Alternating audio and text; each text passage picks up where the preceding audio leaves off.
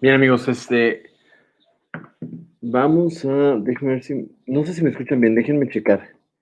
A ver, vamos a hacer 6 sets de Pomodoro. En 15 minutos comenzamos y cada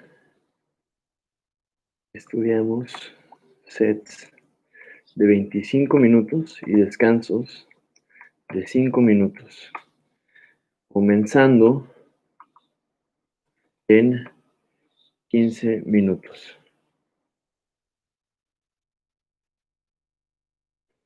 Con un total de 6 sets. ¿Así me escuchan? Bueno, vamos a hacer un total como de 6 sets. Por ejemplo, aquí son las 5:15. Yo creo que allá donde están debe ser como las 7 y cacho. Yo aquí, como es un poquito más temprano, pienso comenzar a las 5:30 para terminar como 8:30. De nuevo son como sets, 25 minutos de trabajo, 5 minutos de descanso, haciendo lo que guste. Y ya, ¿sale? Entonces, yo ahorita voy a comenzar, nomás lo estoy compartiendo en Facebook en caso de que alguien más nos quiera acompañar. Digo en Insta, sorry. Pero aquí vamos a estarlo haciendo, yo creo. Así no me siento tan solito. Es que como que es complicado, ¿no? Por la cuarentena. Entonces así aprovechamos entre todos y nos ayudamos. Solo ocupo ponerlos acá.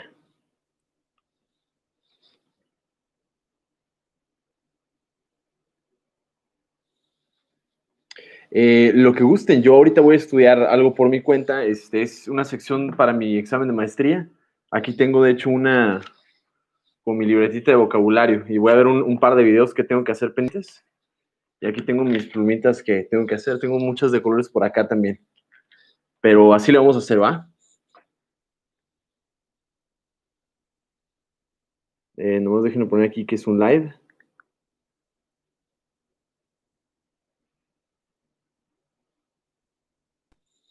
Ok, amigos, bueno, vamos a comenzar entonces. Yo voy a comenzar ahorita como con unos cuantos minutos de ventaja, pero el que guste integrarse, adelante. Yo creo que voy a poner aquí una hojita para que sepan cuando nos tocan 5 minutos de descanso, ¿sale? O voy a tapar la cámara o algo así, para que estemos en Instagram o lo que gusten. Pero así le vamos a hacer, yo creo. Entonces, comencemos. Yo voy a empezar entonces, ¿ok?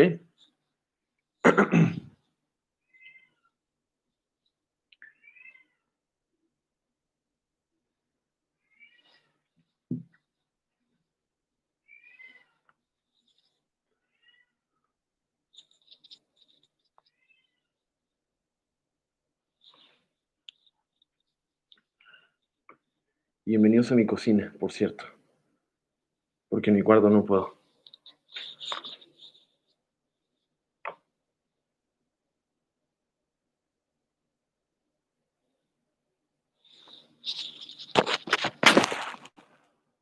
Okay, in this video.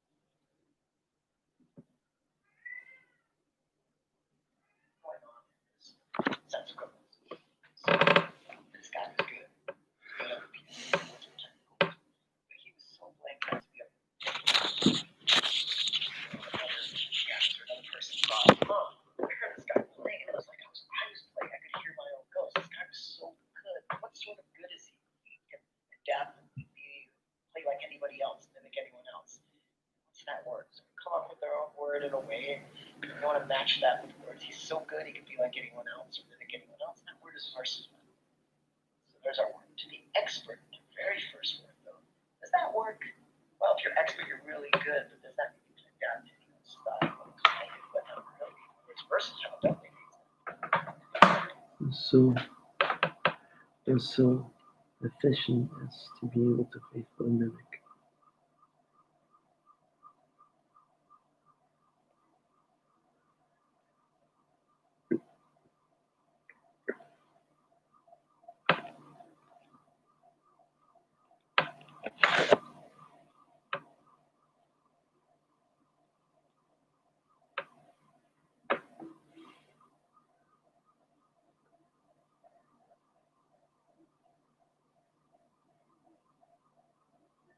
They're so efficient.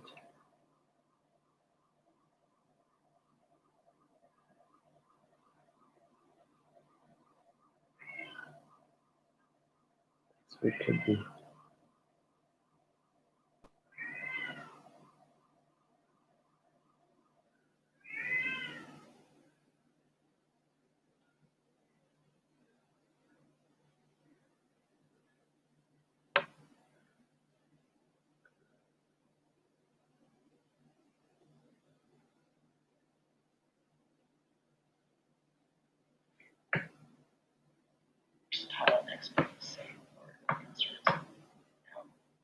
That's where we want to remember. Don't be afraid of unknown words. Get rid of expert. What are some unknown words here? Well, let's go through. Protean. Difficult word. Haunting goes with the keys. Trap answer to do with the pianist translates himself. Doesn't make sense. Efficient. Efficient just means you get the job done. Doesn't quite work in context. Again, want to say for versatile. Get rid of efficient. Then we have amenable. If you're amenable to something, you're agreeable agreeable, you go along with the program. You just want someone who's really good and can take on many different forms and shapes in terms of their ability to copy any other PM style from that word and have many different forms. It's a synonym for a person who can adapt to many different, in this case, many different styles of playing. And there are two answers. So remember, don't be afraid of unknown words, and don't try to make any of the other answer choices work, such as expert when they're not quite synonyms with the other answer choice.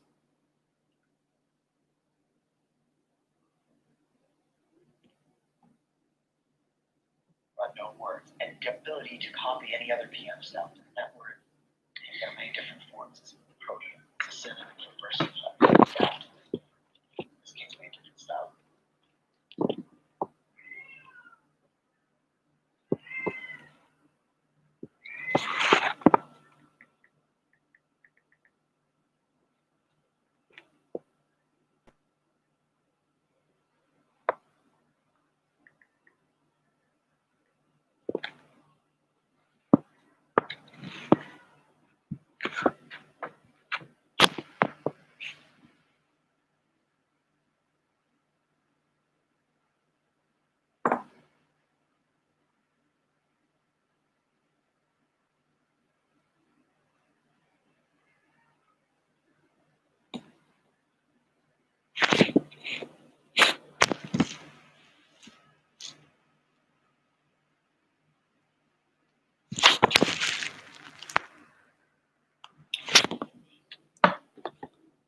Gracias.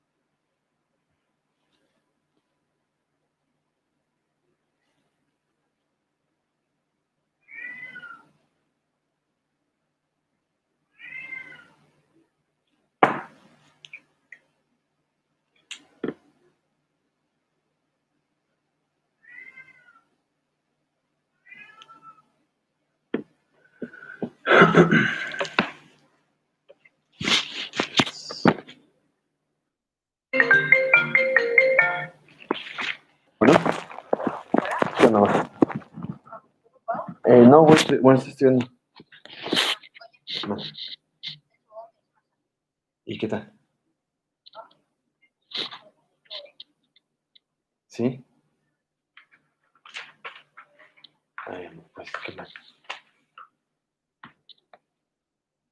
Voy a seguir, ¿ok?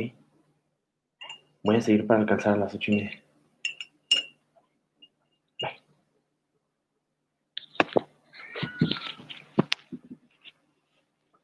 There are two answers. So remember, don't be afraid of unknown words, and don't try to make any of the other answer choices work, such as expert when they're not quite synonyms.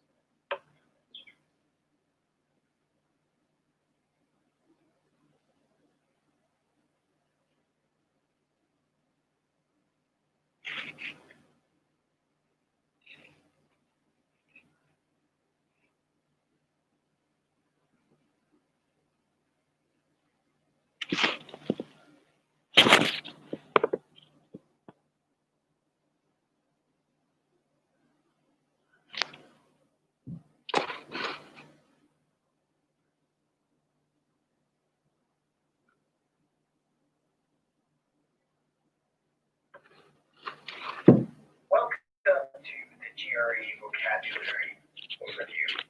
Here we're going to talk about vocabulary study, big picture, what's going on, starting with denotative versus connotative. Denotative means definition-wise. What definition do you see extra word in the dictionary? So let's take amenable. The definition of amenable is willing, obliging, easily persuaded, open to being acted upon in a certain way. So we study vocab, we say, aha, I know amenable. It means willing, obliging, easily persuaded, open to being acted on, etc. You become this reciting robot who feels or thinks ease or shame, knows what the word means by simply rattling off the stock definition. But be very careful because the GRE is about not the denotative definition or the definition so much as the connotative. How the word is used based on the associations with that word. And even that's probably not the best definition, so let me give you an example. First off, he was amenable to do lots of stuff. This is what our brain wants to say. Aha, you want to use. Ok, amigos, acuérdense que vamos a comenzar ahorita. Son las 5:30 aquí. Yo creo que en sus casas debe ser la media también. Recuerden que terminamos nuestra sesión de estudio hasta las 25, entonces serían las 55. 25 minutos de puro estudio y luego 5 minutos de descanso, ¿vale? Entonces comenzamos. 25 minutos de trabajo. Venga.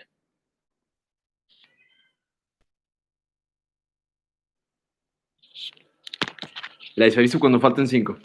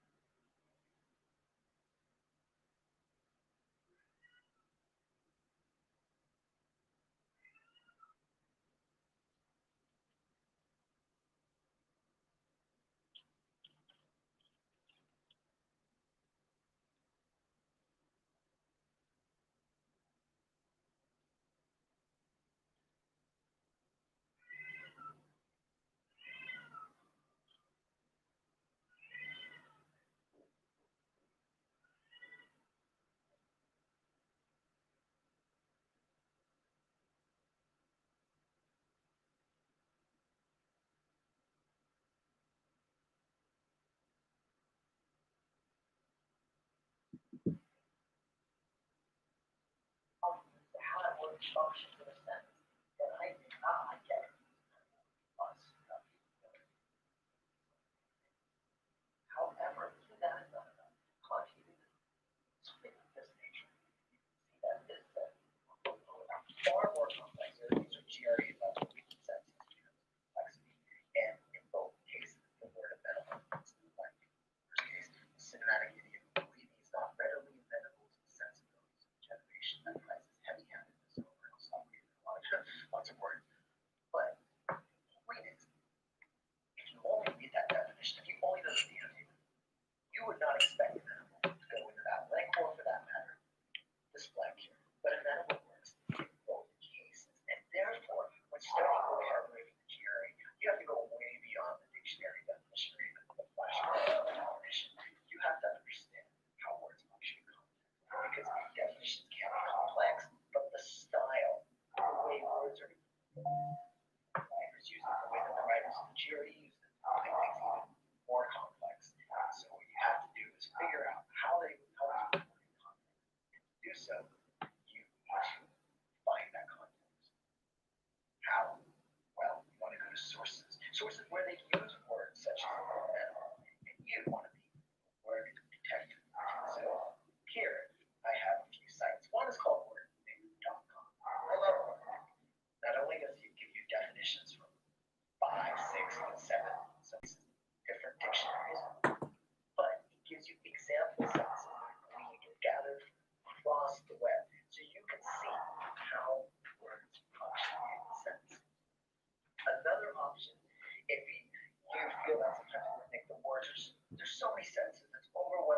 so many different sources. You want to focus on one source, go to the NewYorkTimes.com. In the search box at the top, enter your word. And suddenly, all of these examples of New York Times writers using the word amenable will crop up. And look at those words. Look at those sentences. See how animals function. Dictionary.com also uses example sentences. So, on the next getting quiz, that's what the GRE is. The GRE is taking words, it's a complex level, and it's making sure that you remember them over a long period of time. So, this is tough. This is going to be tough. I'm telling you now. But you'll do well.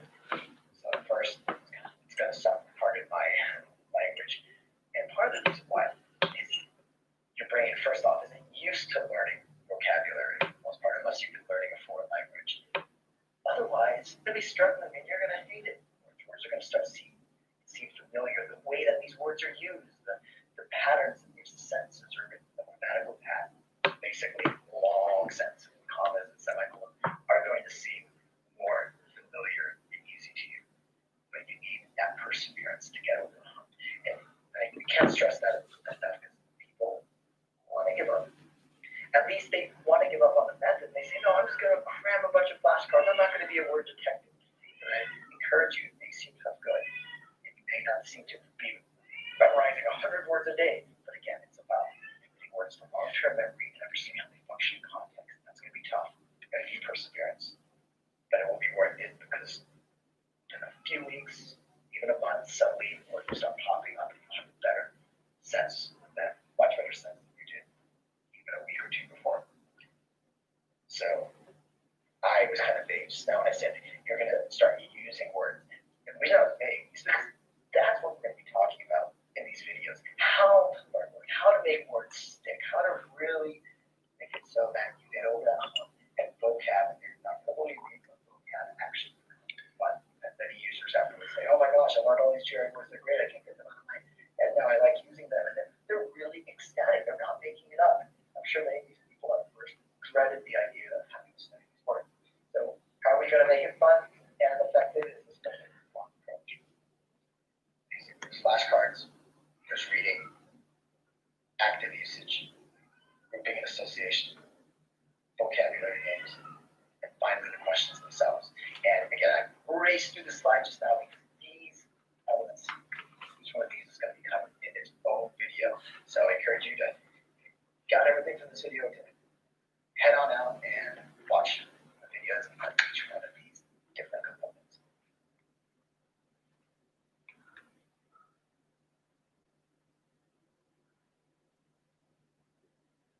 What the GRE wants.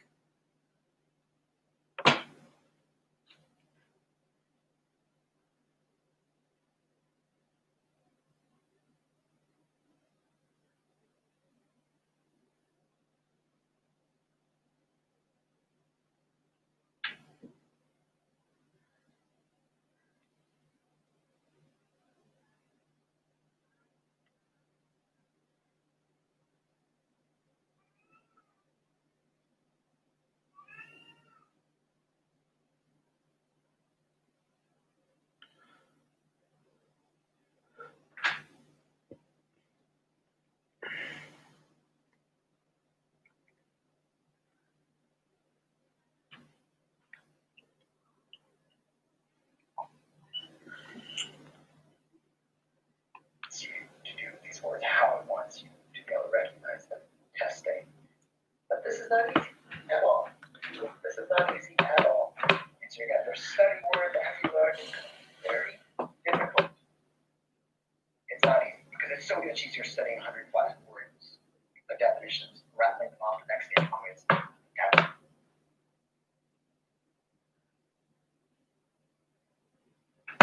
In this video, we are going to talk about flashcards.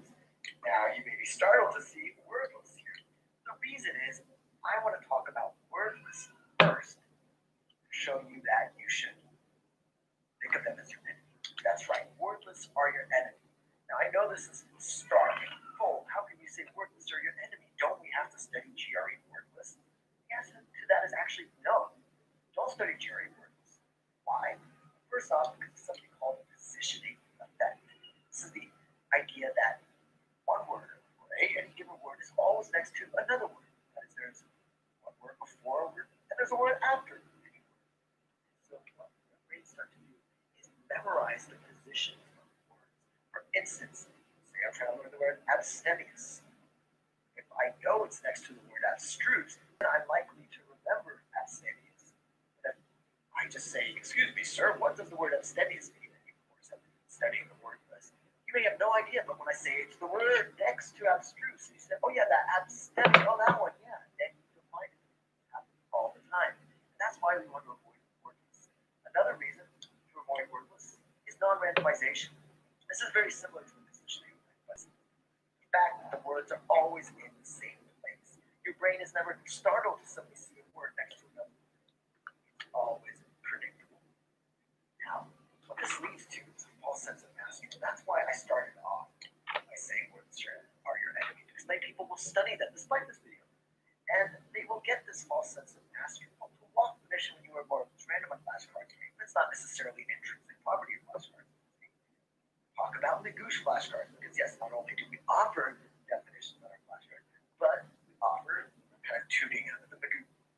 Pick out picking up words and learn these words. You don't just take a quiz right there and try to memorize it. You actually really spend some time with these words.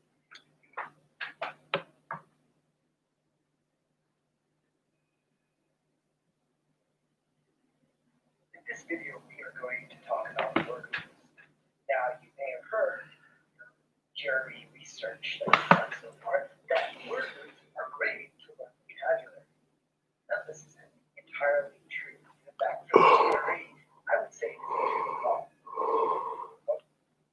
For beginners, especially people just learning English or maybe 6th, 7th graders are trying to build up their vocabulary from childhood simple words to more advanced words. These students usually learn our roots, which is not extras, really good at using your hand. Draw vowel in front of it, it means bad. So bad, not skillful, not good at using your hands, or clumsy, malign, life, very kind of party, but it means you are big-hearted and confined. Big. Likely to forgive people we don't exactly get kind of such as arrogant.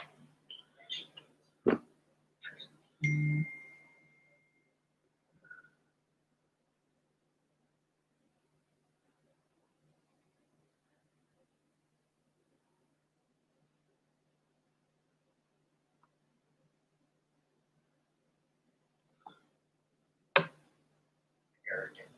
And paradise is actually a scholar. So you have this root, desultory. Desultory comes from a person who basically jumped from horse to horse in the circus. It comes from jumping the soul. Again, there's no other word that has that. So you're learning a root, but you should just really learn the definition. The desultory actually is rambling, unfocused. Sometimes so even if you don't directly relate to the definition. And then histrionic. What happens here is we say, oh, look, history sounds like history, and therefore we think histrionic is relating to history. Histrionic actually comes from histrionicus, which means a routine, an actor in Latin.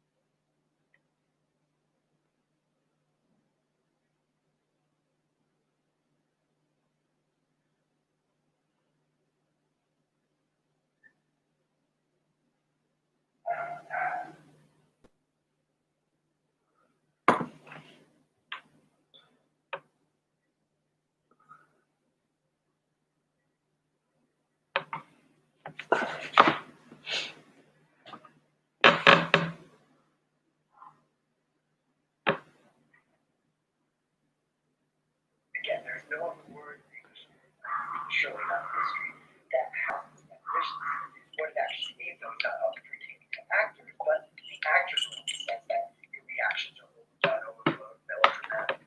So again, the word doesn't quite match up, and you don't even see it again. And the word itself looks like another word that's not related to history. Thinking, oh, it must be history. And here are some common pairs that people get from such as ponder, ponderous versus ponder. Not really focusing on ponder, because I think many people know this word. Ponder means to think something over carefully, to contemplate. So ponderous is someone who contemplates.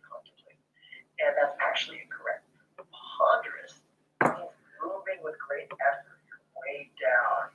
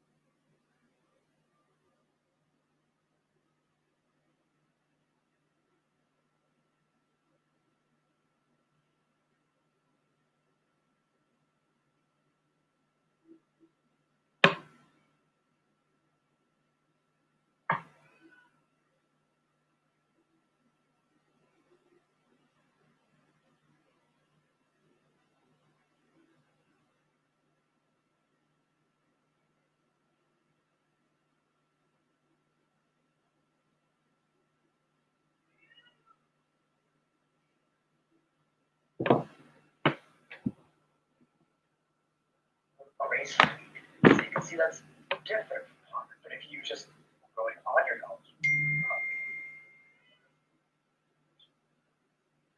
another example, prodigal and prodigious. Some people know this word, not everyone, but some people know this word because of the Bible. There's this whole story about the prodigal son. The prodigal son basically spent all his dad's money. He was wasteful. Now we get this wonderful adjective prodigal, which is wasting all your money.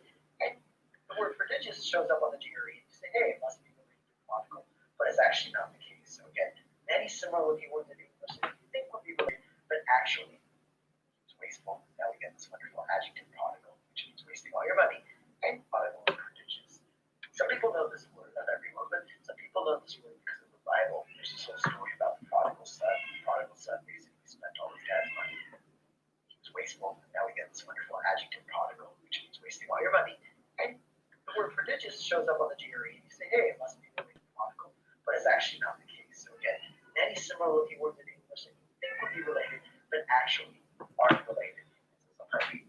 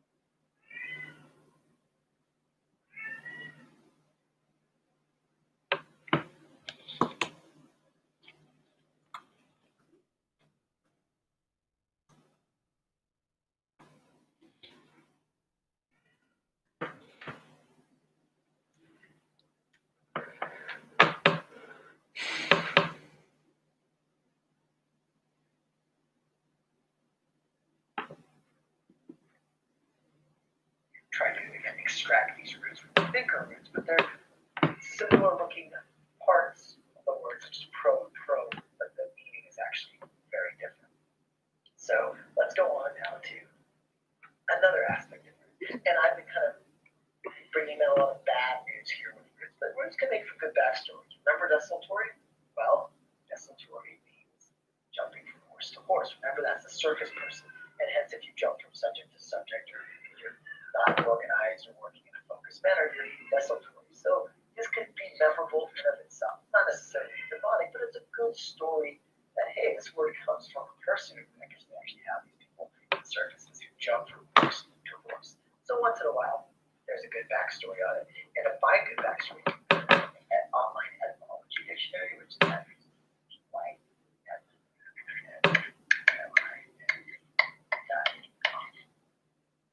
again, not all words have great backstories, but once in a while you'll encounter a few.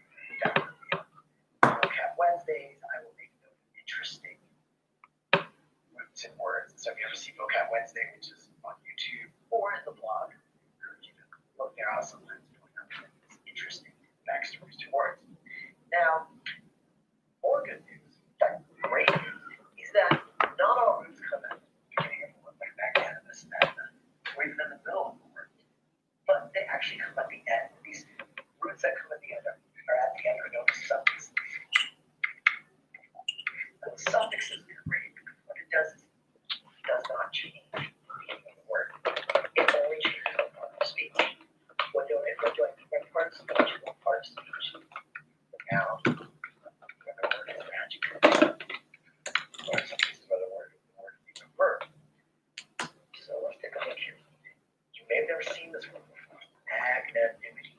However, based on something else, based on another word you've seen in this video, you should be able to figure out the definition of magnanimity. Because, again, suffixes only come at the end. They only change the part of speech of the word, not the meaning. So what does magnanimous, like aha, that looks very similar to magnanimous, which is an adjective.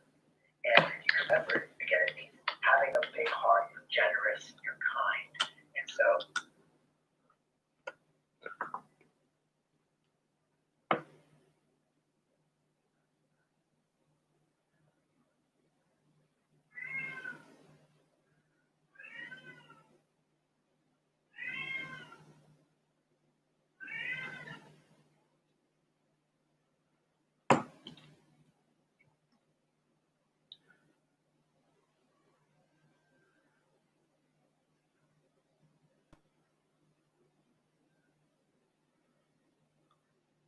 magnanimity, the IT lies simply a noun form. So again, recognizing how the words change at the end can save you a lot of points. And that's really double your vocabulary sometimes if you are familiar with the way that words turn from adjectives to nouns and vice versa. Let's take a look here. Erudition. Probably never seen this word before, but you have seen erudite. The erudite is called erudition, therefore, is the noun form. And actually, erudite, we should probably go back.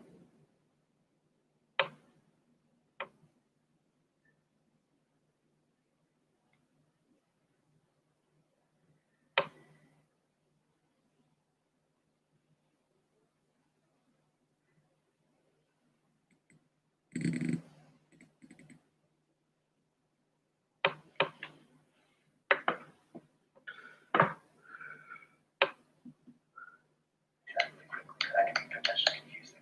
Erudite can be either a noun or an adjective, and erudite is a scholar. And to be erudite, the adjective is to be scholarly. However, erudition is not the person who has a learning popularity or scholar himself. Again, notice it just changes here at the end, I-O-N. It doesn't change meaning, but it changes the set part of speech. Erudition maybe shifts it a little from the actual person to the knowledge itself. And then finally, maladroitness. If you remember from the first slide, maladroit, adroit comes from the word being skilled. Add mal to the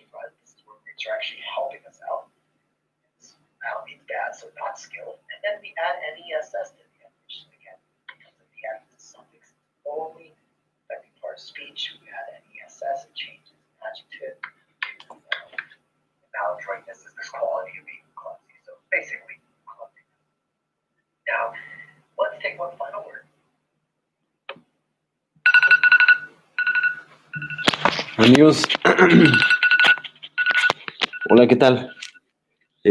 Solamente para que sepan, ahorita tenemos un descanso de 5 minutos. Volvemos a las, bueno, aquí en Tijuana son las 5:55. Yo regreso a las 6 y ustedes pues descansen 5 minutos, ¿ok? La verdad soy muy lento leyendo, tardo en leer capítulos, no me siento... Claro, es normal, yo siempre tardaba mucho, fíjate, los primeros años de mi carrera también era muy así. Estamos usando un método Pomodoro y haré una maestría para Medical Sciences en Estados Unidos. Todavía estoy pensando, pero tengo que hacer un examen. Voy a darle de comer a mis gatos y regreso, ¿ok? Así que descansen 5 minutos.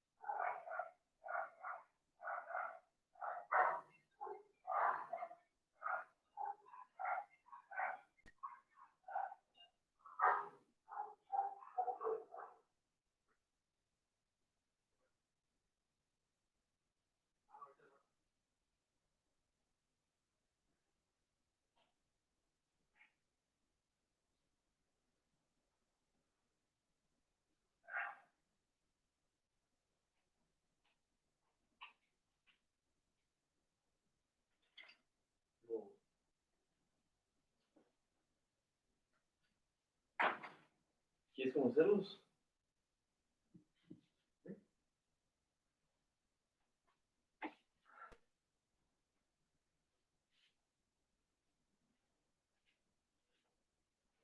Les voy a presentar a mi gato, se llama Manchas. Tiene 8 años y es genial.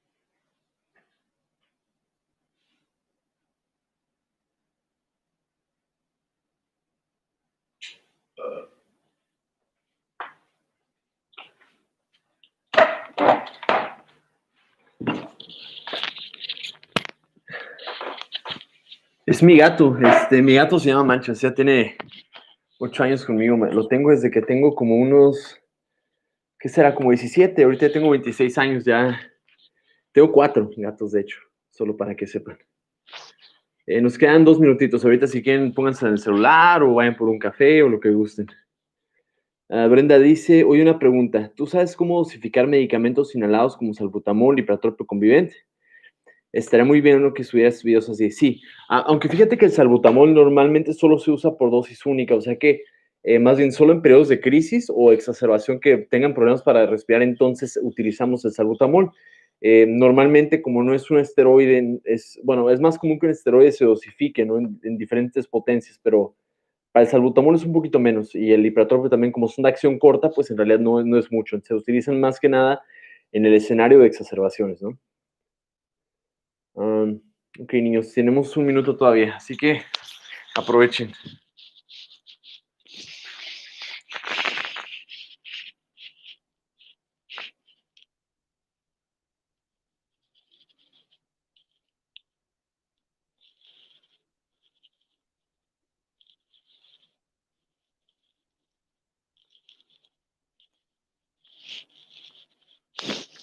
Ok, y vámonos.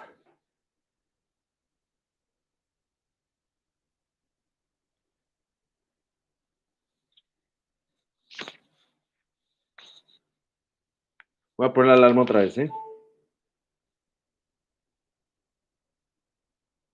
Listo. Y seguimos. Claro que sí, cuando gusten. De la escuela, creo, y aparte, pues toda mi carrera la estudié en libros de inglés, pero continuamos ahorita, ¿ok? Suerte.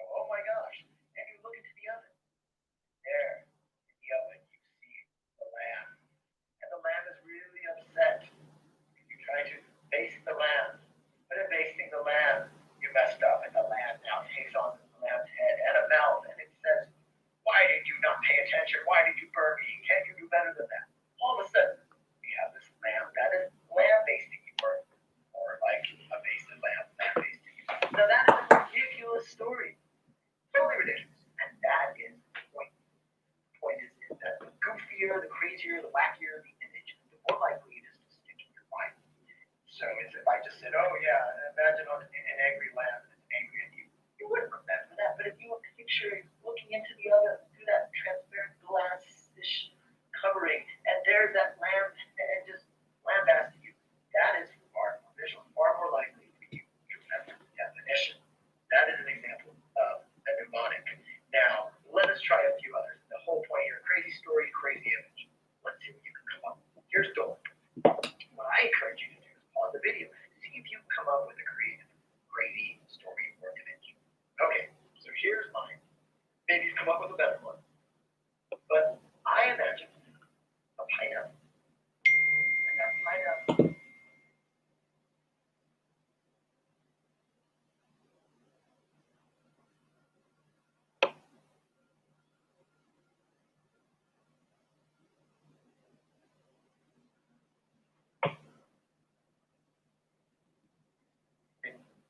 stripped bare of the skin, and it's all low, and it's crying.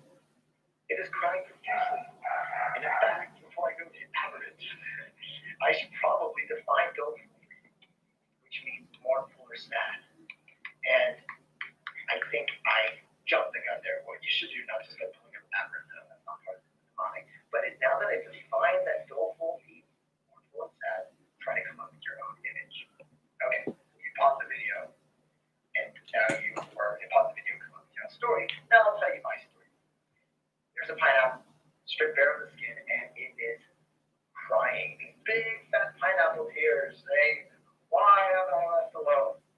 Now, I personally don't think that's a great story, and I bet that you come up with a better story. In fact, when you come up with a story, when you come up with a demonic yourself, it works better than when somebody tells you that your story is more sticky than somebody else's story. So hopefully you come up with a better story than my crying pineapple. But if not, I want you to picture a pineapple crying these big pineapple tears. Therefore, it's more sad. And now we can get to aberrant. So I'll define it this time. Something that is out of the ordinary. Something that is not normal. Anomalous is a good adjective. So you can pause the video, define the word, and try to come up with something crazy. Okay, assuming you pause the video, there, here's my story. I'm going hiking way up in the wilderness. A long jaunt. I decide to sit down and have a picnic. Eating my sandwich. There's some mushrooms right here in the log. I have my sandwich. I'm a big fan of mushrooms. I'm eating it. And all of a sudden, walking up down the log, I see an ant. A very massive ant. Big, big ant. Much bigger than most ants. But in addition to being an ant, it has something totally out of the ordinary. I am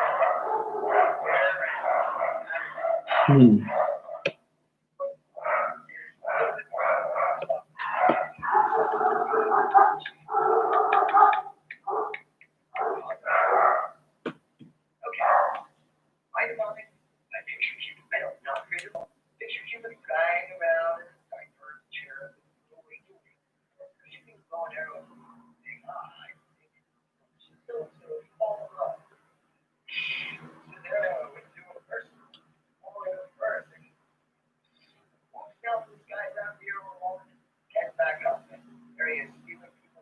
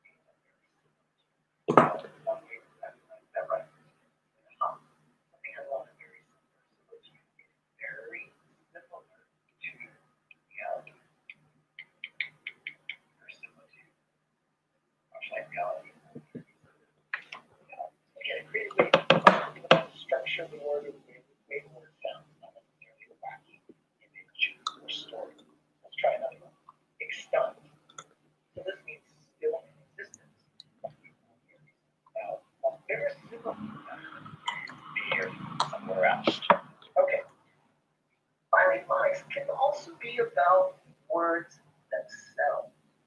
What do I mean by that? Well, let's take a look here. Verisimilitude. Verisimilitude means something has a likeness to reality. So for instance, CGI, this animations, computer animation, it looks so lifelike oftentimes, and therefore it has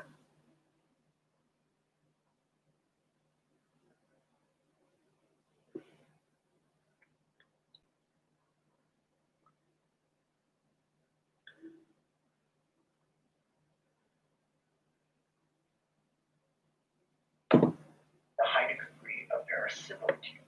Now, one way of memorizing this word is to say, aha, something has a lot of verisimilitude. It is very similar to reality. Verisimilitude, much like reality, or very similar to reality. So again, a creative way of something about the structure of the word or the story. So let's try another one. Extant. So this means still in existence. A lot of people think it means extinct, but it's actually the opposite.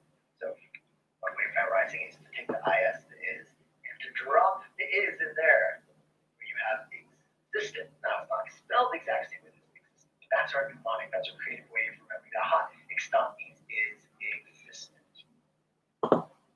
And finally, we have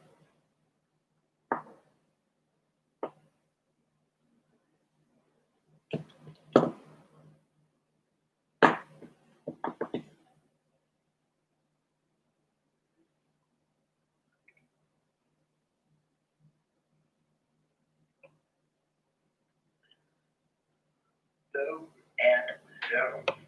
These are different words, and a lot of times people mix them up. Which one is which? Well, to be loath means to be reluctant to do something. On the other hand, if you loathe someone with it. And finally, we have though and though. These are different words, and a lot of times people mix them up. Which one is which? Well, to be loath means to be reluctant to do something. On the other hand, if you loathe someone, you hate them intensely.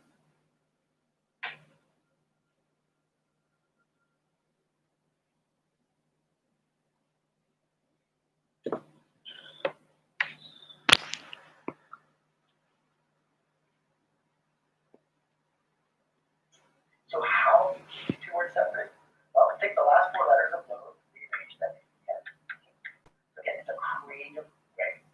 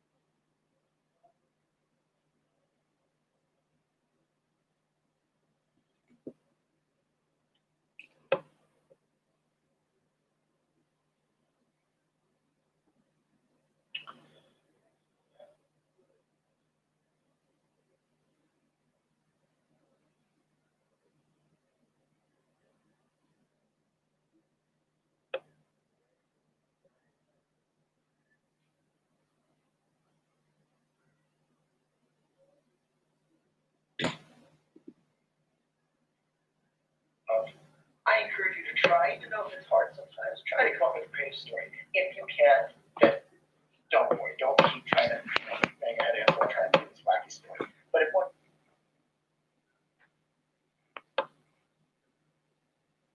in this video, we're going to talk about a great way to go about learning words and to improving your comprehension.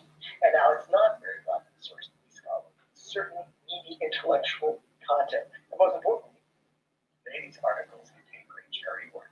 Now, the reason I'm not having you go home and read GRE reading passages are most of those are academic, and all of them are pretty dry and dull. Writers from these magazines or newspapers, stuff interesting while keeping it complicated. So there's a lot of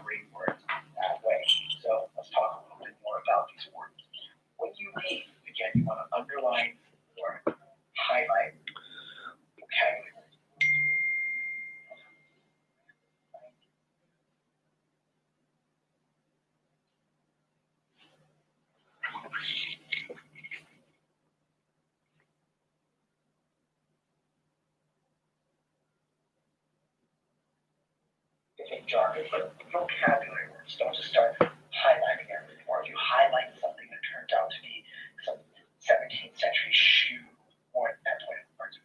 Any of these three sites here, I personally like the archive best. You can enter words into the search box here.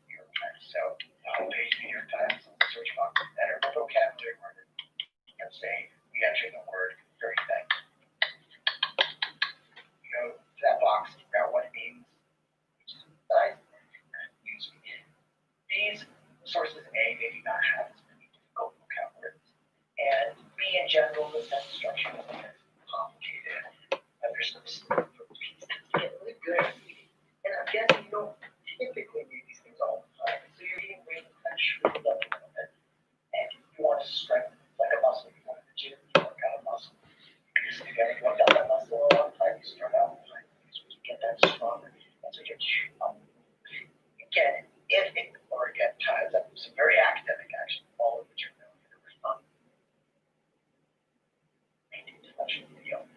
But sometimes you will say, do I read a little bit? Do I read the entire thing? Do I stop every time I see a word? And I would say it's up to you. If you want to stop reading and look up a word, I would say read through a page, highlight those words if possible. If you have any reader, highlight application. And then after the page, stop and then go back and look at those words and try to guess what those words mean and actually look them up. Now, if words aren't so much of a problem, it's the actual content itself. It's okay to reread parts of it.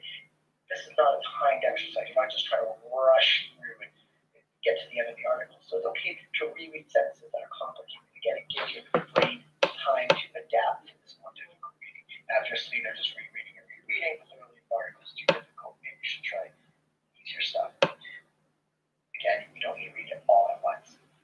I just recommended doing a pages. I'm going back reading towards maybe 2 pages at a time. If you get to the point where you are able to read the article all at once, these articles are very long and difficult. That just shows your reading grades in great shape. So not a bad thing if you can, but try to break it up because it's okay for them. And you.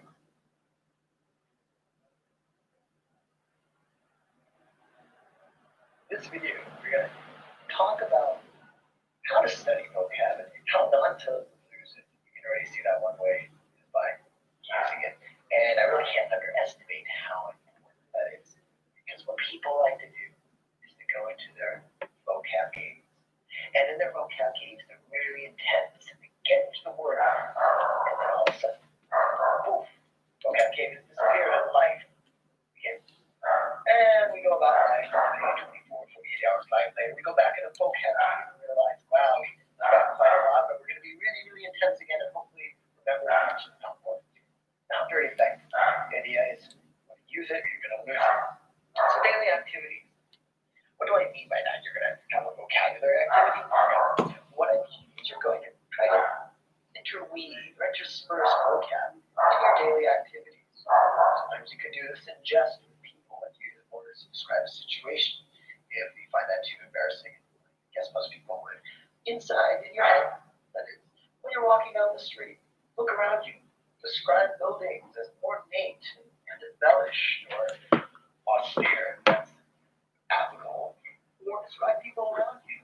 Oh, there goes a hirsute. Very person, though hirsute's not necessarily the most typical Jerry vocab. So there are a lot of hirsute people. But the idea is that there's a Jerry adjective that you know there's probably a person in your vicinity who more or less you can use that word up. So the idea is these words aren't just part of your cave or wherever you happen to study in that one coffee shop or that one desk in your bedroom. It's something that you integrate. Legit writers, not necessarily book there. There's a line and you're talking with people start to have conversations or nothing too rich, but important. So one way is not to think of vocabulary as a big chunk of the day, and of course this goes back to the other screen where we're talking so we're learning something. But about an hour and 20 words build off of it.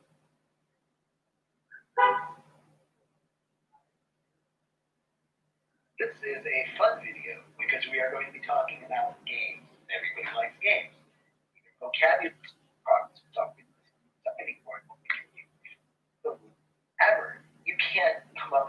I like to twist it. Well, happen.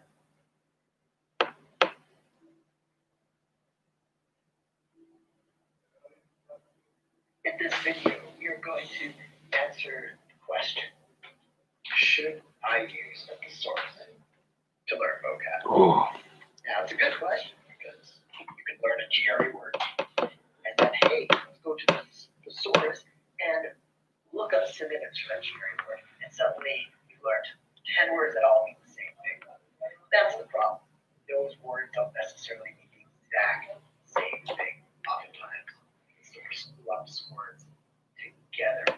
So they're vaguely related. But the problem is the GRE could write a text completion median, which two answer choices the same, but the initial guide in where can you find it out? The dictionary, of course. So you write a thesaurus, but if you're going to rely on a thesaurus, I would encourage you only to do so once your vocab is already pretty big and you just want to kind of Ignite.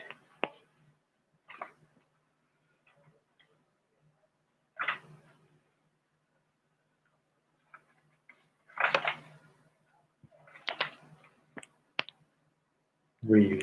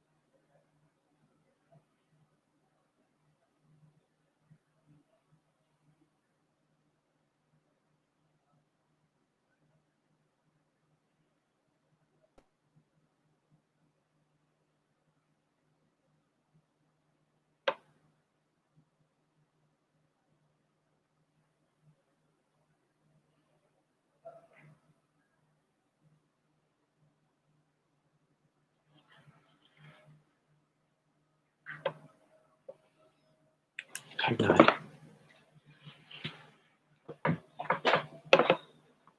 look up a word, see if there are any synonyms you don't know. But even then, always look up these words, see if there are any important differences. There are lots of vocab words. You'll come up with synonym clusters as you learned from the other video. It's simply saying, think of a word like belligerent and think how many words can you do.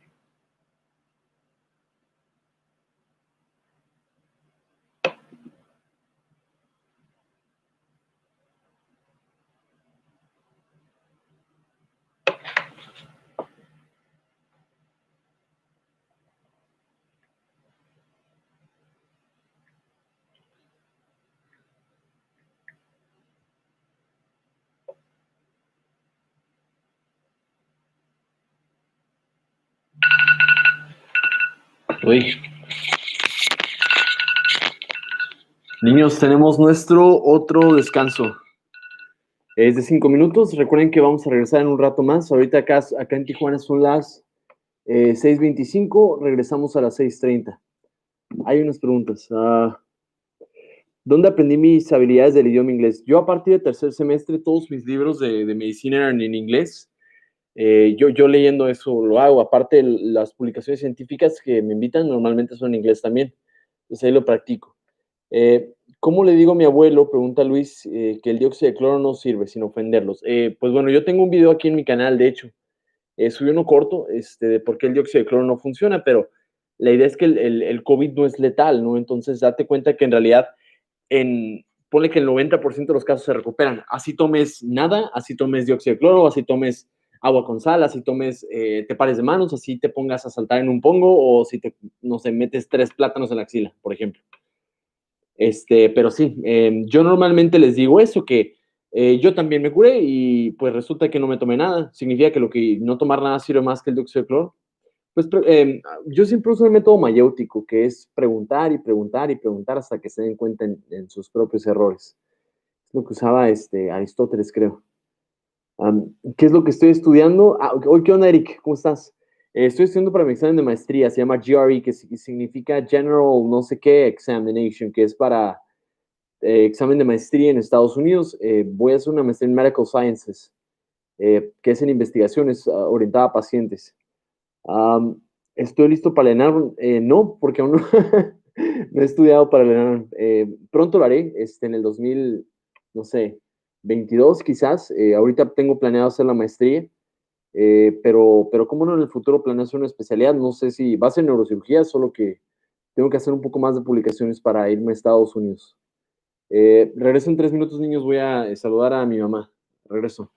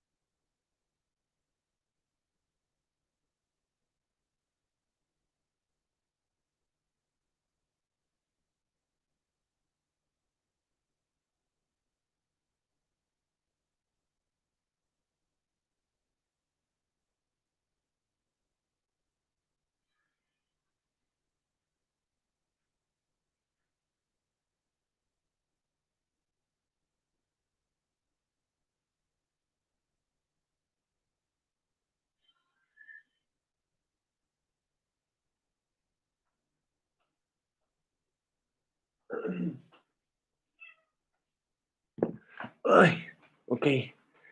Ya casi comenzamos, amigos. Ya no nos quedan muchas, se ponen a pensar, nos quedan 4 sets, llevamos 2, vamos bien, creo.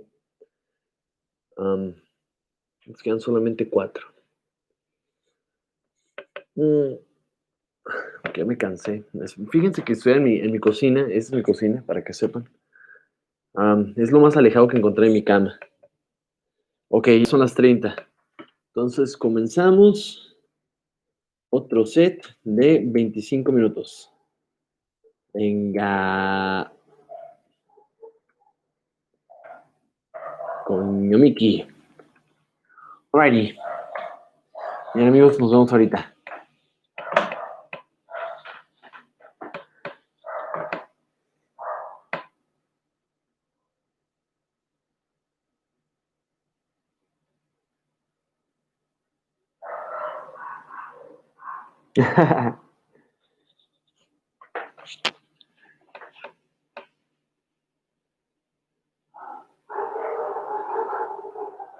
Oigan, y gracias por mencionarme en sus historias, ya me apareció aquí, ¿eh?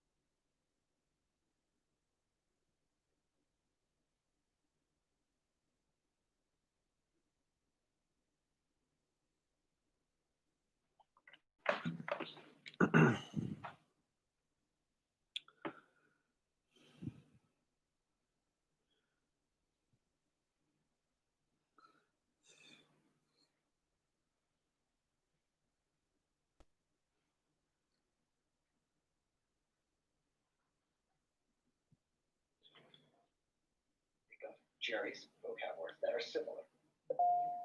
Argument, contentious, disputatious. But then when you start coming up with these synonym questions, always be careful. Go back to the dictionary, look at the definitions of the words, and see, hey, are there any subtle differences? If not, then fine, you can lump them together. But if there are, and again, as far as the question goes, how should I use it?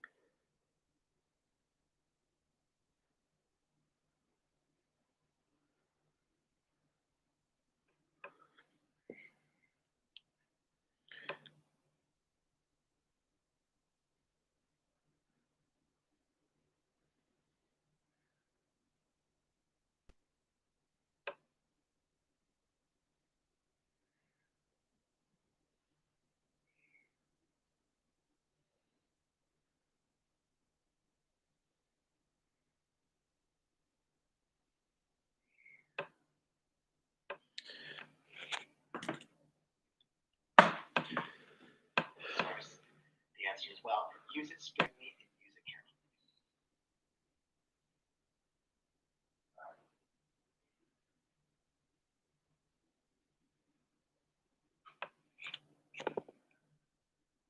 Now, when you're going through text completions, especially if you're new to the GRE and you haven't been practicing vocab, when you first go through these text completions, the words are going to seem overwhelming, totally seem overwhelming. You're going to have sententious, pulchritudinous, lugubrious, and pernicious, all these words. What happens if you feel overwhelmed? Now, since you don't feel overwhelmed, easier said than done.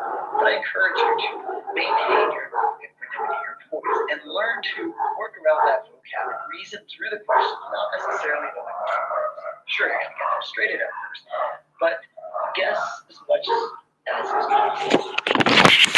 You're going to start picking up on words because you're learning vocabulary on the side. It's assumed that you're not necessarily learning your vocab words directly from these questions.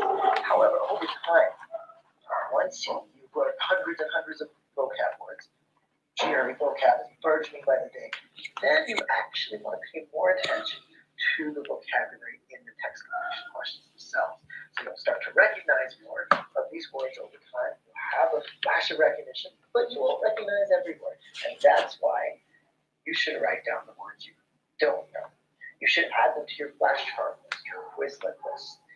And eventually this will help you build up your vocab even more and more. Again, the reason we don't do this at first is all you would be doing is learning vocab because there's so many vocab words you don't know. But again, after a while, you'll start recognizing many words. The flash of recognition again goes back to, oh, that word means such and such. You'll build that connection. Again, there'll be a few words you don't know. Reason through the questions, but afterwards, make those words part of your learning or your active vocabulary. And again, no need to feel overwhelmed. Learn words as you do the questions and you get up to higher level that at first. Relax. Relax. In this video, we're going to address the question here. And that question is, when is a word too obscure for the GRE? Now, you may be asking yourself this question if you are using other publishers or other vocab lists besides Edition, because the words we drawn from here in our vocab ebook and the words that pop up on Vocab Wednesday are not obscure words, or they're not too obscure for the GRE, unless I explicitly mention or say in the video that, hey, this word probably won't show up on the GRE. Sometimes I'll just throw a word in there because it's interesting and it fits the theme, but very rarely. But otherwise, if I don't say that, you can trust that every word that is in the vocab ebook is fair game for test day. But if you're using other lists, you really don't know. So I would say, just from my experience going through Kaplan, Manhattan GREs, a little bit on the fence, but the Princeton Review, a lot of them, they basically use words that you definitely see on the GRE. It's very rare that you get obscure words. But if you are using maybe Manhattan GRE or some of these other sources, and they do actually have some nice flashcards, which are fine, but if you're actually using the text completion sense equivalence book, you want to know, hey, should I even bother memorizing this word? So a great way to answer that question. Well, there's two ways actually. One is the google.com. Enter the word in. If it comes up with fewer than 300,000 search results, it's probably too obscure. Now, of course, this is not a perfect method because sometimes there's a random weird word that also happens to be somebody's last name or the name of a company or some weird internet meme I don't even know about. And so in that case, it's going to be much greater than 300,000. Maybe a foolproof method is going to New York Times.com. And there's a little search box basically at the top. So you can simply ask figured out when it comes to obscure vocabulary.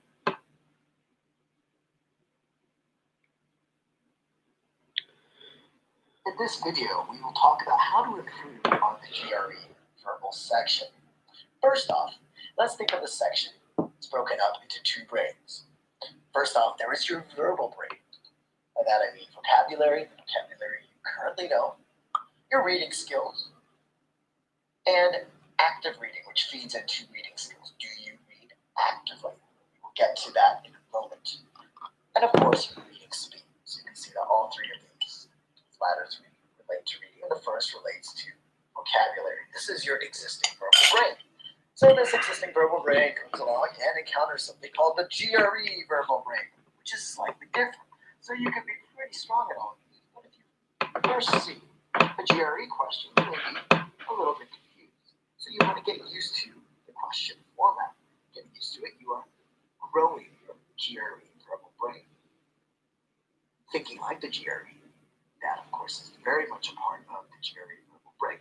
And finally, learning from your mistakes. That feeds into thinking like the GRE. Let's see how the test is structured. At least you want to understand what makes the right answer right, and why the wrong answer, though pretty close, isn't actually right. And those skills are improving your GRE verbal brain. Before we get there, let's just start with the verbal brain in general. Ways to grow the verbal brain. We will start, of course, with improving vocabulary. Flashcards, you hear it all the time. They're very helpful. The thing is, I would not stop at flashcards. Vocabulary, learning vocabulary, that is an effort that takes many fronts. You want to attack this issue from as many places as you can. Using just one tool in your arsenal, your toolbox, in this case flashcards, is enough. It's very much like a drug cocktail. I'm putting together all the drugs to combat a disease. So, in this case, ignorance of GRE words, which is totally understandable because these words are very difficult. But if you start using these words in daily life, and if you start reading in general from certain sources, then your GRE vocabulary brain, or your vocabulary brain in general, will start growing. This is important. So again, combine as many of these things as possible. Flashcards is a good base. Read absolute reading material that is easier. Here are some great sources. New York Times, New Yorker, Forbes Post, and the latest fashion. Relatively cheap. Once you've read through them and done them under time constraints, because you are actually reading. But really, you stop reading, someone covers the page and asks you, hey, what did you read?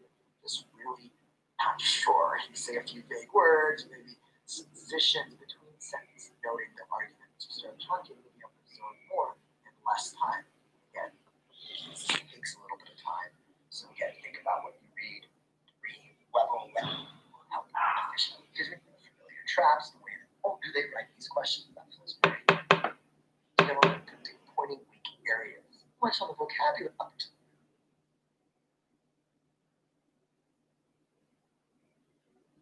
Welcome to the GRE, Reading Comprehension.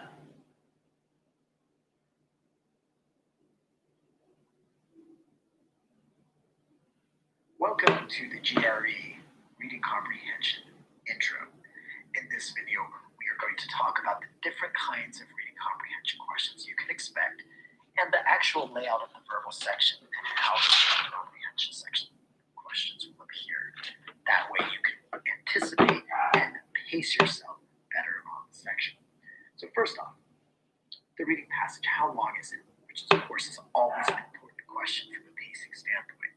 You can have a very short 80-word reading prompt, or you could have one that is as long as, sometimes even slightly longer, maybe 457 words long. I think is the longest one that I've ever counted. So quite a range. Now the answers to these questions, this is important, will always be based on information in the passage. So you do not have to bring in outside information, nor should you, and even if someone knows something about that, it doesn't really matter. Get all the information that you need will be contained in the passage. In terms of the number of reading comprehension questions, they're actually the exact same as the number of text completions and sentence equivalence questions, meaning there are 10 each, 20 questions total. Order, this is important, is always the same. And later in this video, I'm going to pick off those questions that you want. Nor does every reading passage have the same number of questions after. So let's start with that short reading passage. It's about 100, 120, usually less than 140 words long, and usually has 2 to 3 questions if I had to find an average. But expect any, by 4 questions, too many words next to a paragraph will be what you have come to expect on almost every standardized test, and that is 5. This means is that there will always be 3, not 4, 5, 6, etc., but exactly 3 answer choices, any which could be correct. So you could have answer choice B, that could be an answer. You could have A and B, or you could even have A, B, and C, or some variation of 2 possible. You can actually highlight the question. After doing reading comp, that is one of the sections you'll see tests they have, which of course is good news given. So if you count, for blank text completions, the most out of text completions and sentence equivalents, and of course struggle the most on RC with either tough long paragraph argument question, or this shouldn't be too surprising, a very long passage, which in addition to having hard questions requires you to do a lot of reading. Now to familiarize yourself with your strengths and weaknesses, with the outlay or layout of the test, the way that you can expect sentence equivalence in between reading comprehension, etc., is to actually do practice this. That way you don't have to find yourself memorizing what you just saw. You've actually experienced it, and you can already adapt your strategy to your strengths and your weaknesses.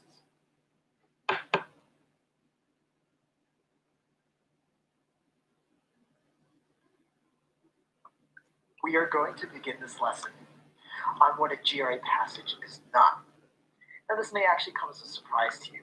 If you read this paragraph, and of course you don't see the big words up here saying this is not a GRE passage, you would very likely think that, hey, this sounds like a GRE passage.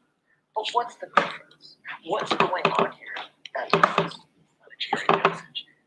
So what I want you to do actually is to read this really quickly. It'll probably take you about 45 seconds. Okay.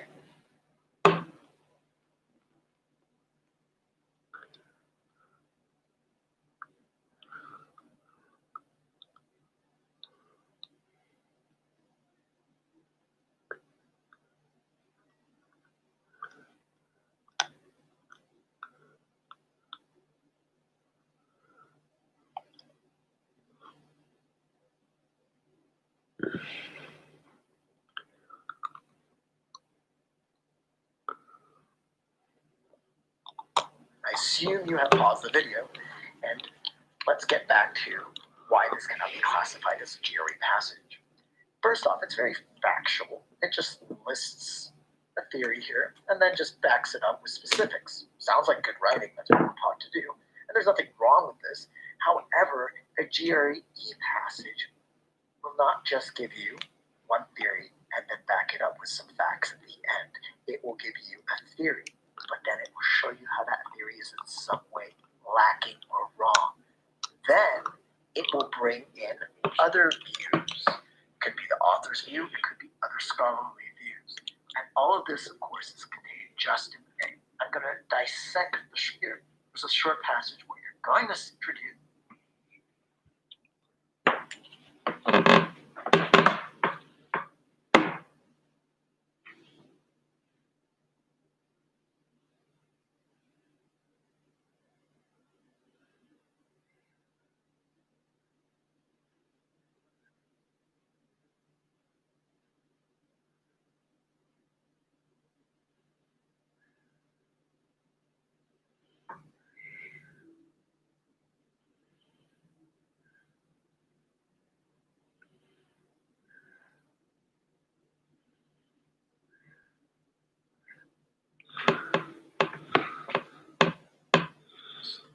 Then right off the bat, we see the however, that this theory is shown to be wrong, and then there is evidence provided for why this is wrong and what's likely going on. In this lesson, I'm going to dissect the short passage and show you how all these parts fit together so that you can better anticipate information as you go through a short passage on an actual test. So let's talk about the ingredients of the GRE passage. What makes a GRE passage? A GRE passage typically is in more literary passages evident on subjects that most people don't know much about. We saw here science, paleontology. For instance, I've actually taken this from the actual official GRE guide. This is a short passage. It's taken from the social sciences, feminist studies, more specifically, I think there's probably the past. However, is very common, yet is also common. And sometimes you don't just have this revolt to subsistence crops. So it's introducing the topic by showing us what most scholars have thought. As soon as you read the sentence, you know that there's going to be an opposing point of view. Most scholarship has focused on some new theory. You need to pass, probably shouldn't go outside.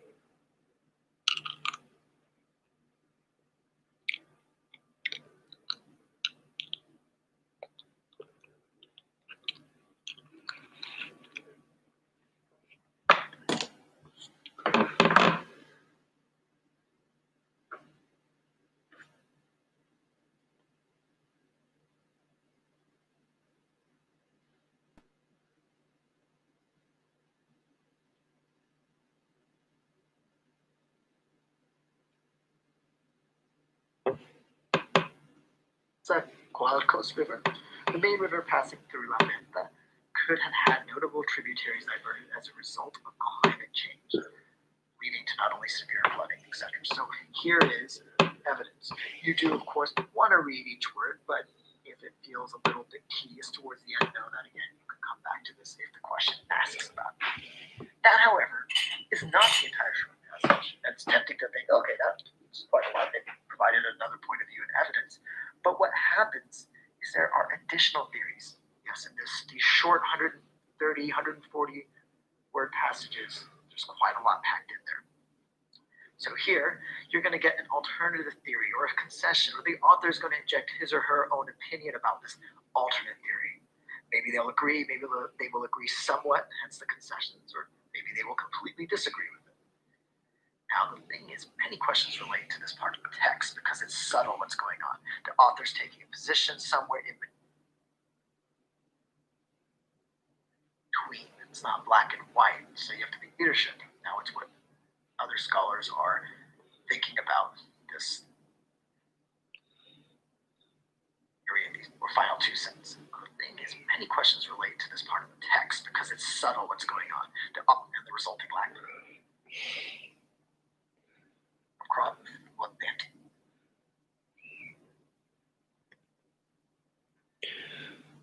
In this lesson video, we are going to talk about an amazing technique that once you get really good at it, will make you much better at reading comprehension. This technique is called active reading. But before you do that, I want to show you something. It's this big, scary looking passage. I want you to actually pause the video, maybe for 15 or 20 seconds, and I just want you to start reading. And after you feel like you've read enough, unpause the video and we will talk.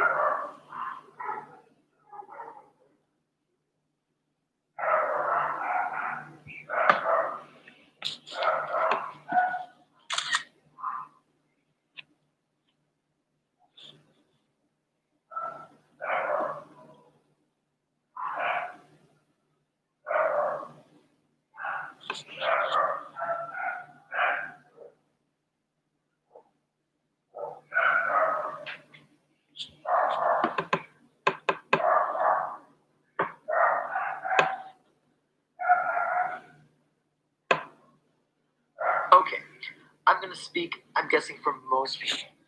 They start reading this, they kind of get the general idea that it's about the brain and how the brain changes. And somewhere around here, you feel like you're suddenly in this quicksand. You're just being pulled down. You're unsure about what's going on.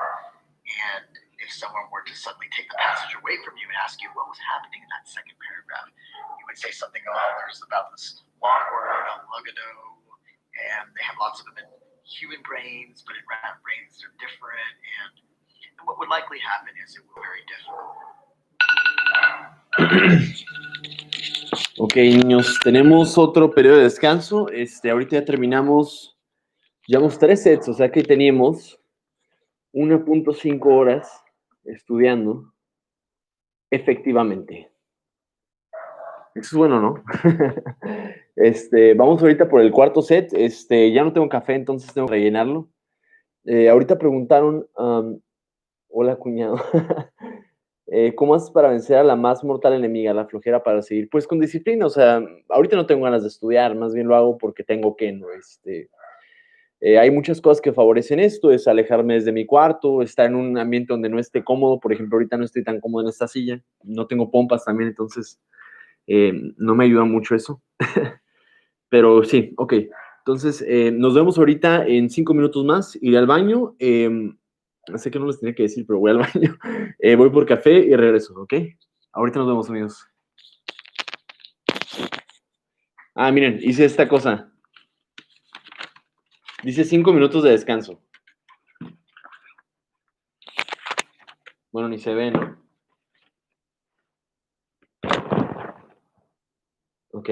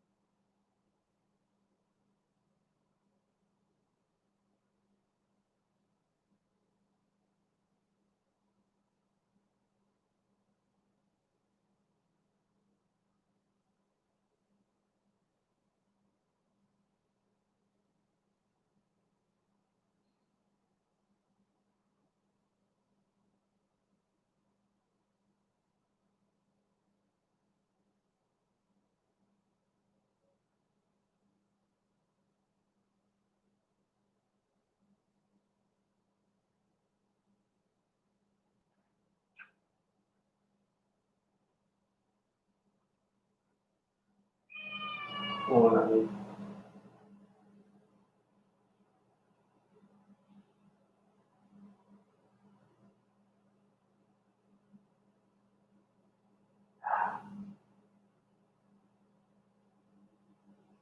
Hola, ¿qué tal, pequeña?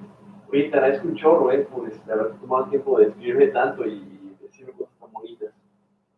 Sí, gracias, o sea, gracias. Tengo el honor de que haya llegado a la publicación a tantas personas y no manches, muchos recursos buenos me han pasado a partir de ahí. Te agradezco mucho, te mando un abrazote y cualquier cosa que te pueda echar la mano, pues aquí estaré pendiente. Abrazos y muchos besos.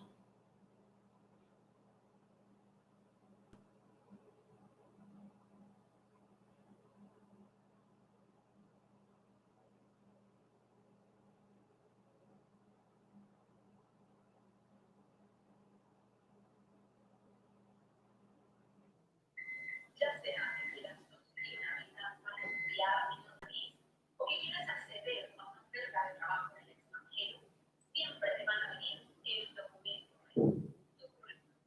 Es el documento en el que los miembros del comité de selección eligen.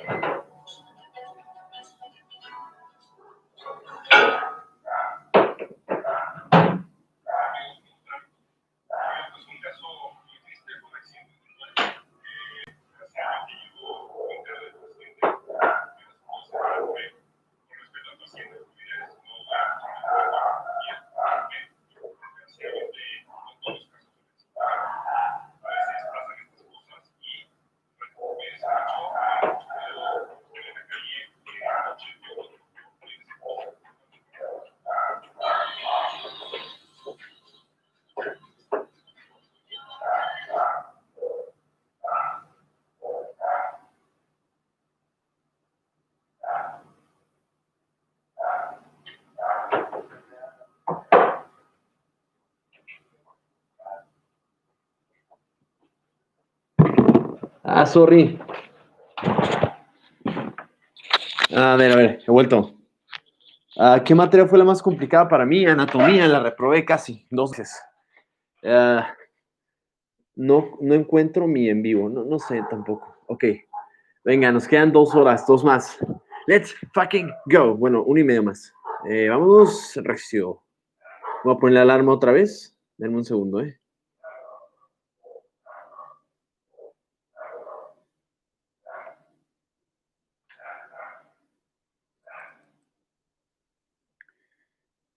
Y listo, venga.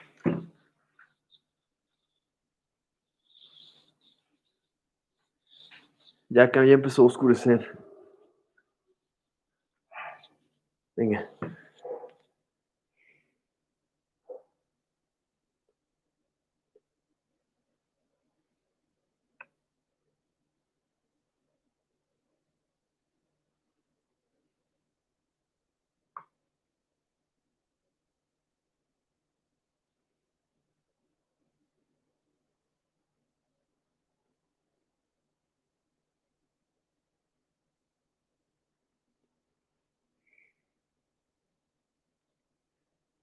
What would likely happen is it would be very difficult for you to kind of tell someone what you were reading about. And that's let's now talk about test and even a practice sessions. There's a sense of pressure and you want to get to the end as much as possible. So what happens is you just start stringing words together. You don't slow down. You keep going and you get to the end of the passage and you're looking for this moment of enlightenment. Maybe at the very end everything will just tie together, and that's not the case. And suddenly you have a bunch of questions that you have to deal with on a passage that you really didn't get to.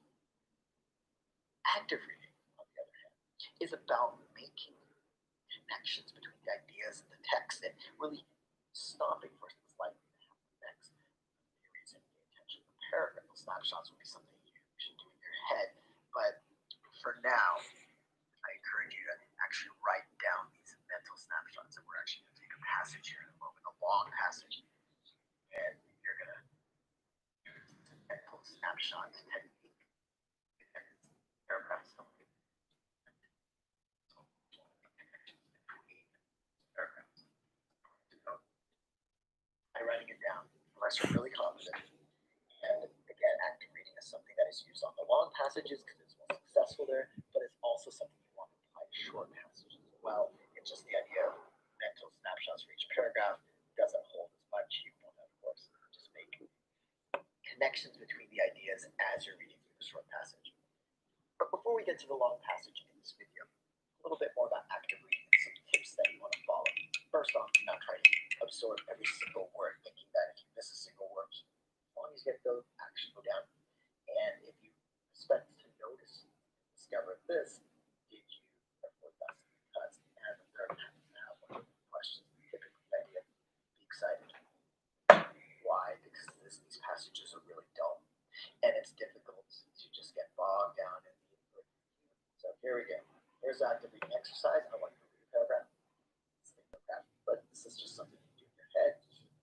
Long passages will be followed by one question that asks exactly that. What was the primary purpose of the passage? So if you anticipate what that is, put it in your own words, the passage is about XYZ, you're far more likely to answer that question correctly. Okay, enough talking, and now you're going to be doing the doing. And what we have here is a passage. Let me show you the entire thing. Sorry to scare you, but that's the third paragraph. It's long and scary. You did write down that human brains may be even more plastic, is the definition of plastic, than had been previously thought. That's all that paragraph 1 is really trying to say. Let's go to paragraph 2. A little bit longer, so I'm going to break up the sentences. And what we have here is I'm simplifying the sentence, and that's kind of what you're doing too when you're working through. You're not just, again, stringing words together, but you read a couple sentences, you get to that point, you say, okay, I'm going to pause, just ever so briefly, and think, what did I just read about? How can I simplify that? And in written form, at least, simplify things like, oh, there you go. Shows us contrast going on there. So that's nice too. That's all you need to do. More plasticity, place OD, like human brains, they're more plastic. That's a pretty good mental snapshot, mini snapshot of paragraph 2. So if you have something similar to this, that's fine. If you had something that was similar to what was simplified, that's fine. But your summary should have meaning that's similar to this. It can't just be you defining everything or just writing down a lot of words such as oligodendrocytes and brains. Again, what is it actually trying to say? And now paragraph 3, which I should mention is usually the most complicated. That's where you can get bogged down in the details, but that's where I encourage you to keep on reading. And many questions will come from here, so you can always go back to that part that the question is referencing and read again what those details mean, but of course in the context of actually answering the question. And the primary purpose of the passage can sometimes show up in the first paragraph and you get a hint or sense of that idea, but it's really that last paragraph where the primary purpose is stated. So what I've done here is I've bolded the structure words, and I should have probably also added that it's in the last paragraph, in this third paragraph, that you'll see the most structured words. You'll see words conditionally moreover that are adding meaning, and you'll see, of course, these contrast words. I've also underlined what I think is important in terms of the meaning of the paragraph. And so when you're reading, you get to the end here again, do that quick sympathy. The ability of the brain to use both hemispheres is another factor that can be plasticity related. So it's not just about the ODs. And then they use supporting evidence, which is the stroke victims. And now I'm simplifying the next part. And here we have the finds a connection between the OD and the speed of regeneration. Does that have anything to do with plasticity? And what we have also is that OD might play a part in how both hemispheres are used.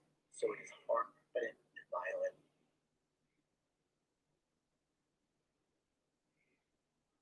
Reading comprehension is a difficult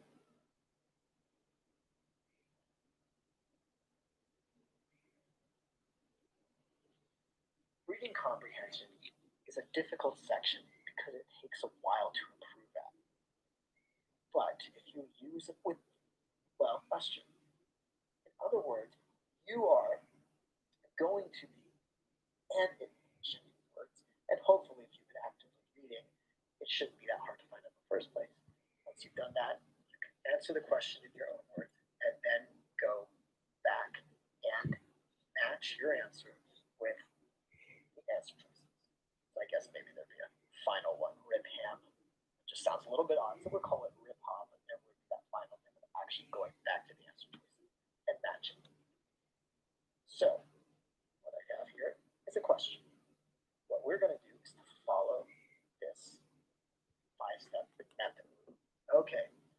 have, according to the passage, how would those who study the brain likely view the idea that the brain can adapt and recover from injury? I don't know. It was so, I don't know. That's what our brain wants to do. That's not the five-step method. The five-step method is to read this, make sure you understand it, and if it's not quite clear, paraphrase it. Because if you think about this fact that little place can and does heal itself remarkably in response to injury. Now I'm getting kind of predictable here, so you know what I'm going to do. I'm going to lump can and does heal itself. Well, this was established long ago. This is something they know. Okay, it's something that they would accept or support. It's a given. They know this.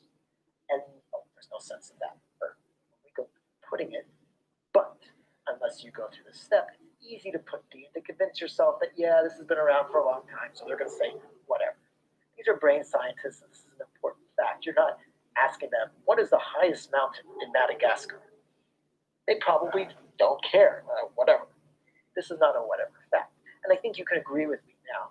However, if you don't go through these steps and you latch on answer choices, going da-da-da-da, ignore these, we're going to try something a little bit different and go back. Just fine. That sounds great now, and I was hoping you paused it. Sorry if you didn't. That definitely wasn't 15 seconds.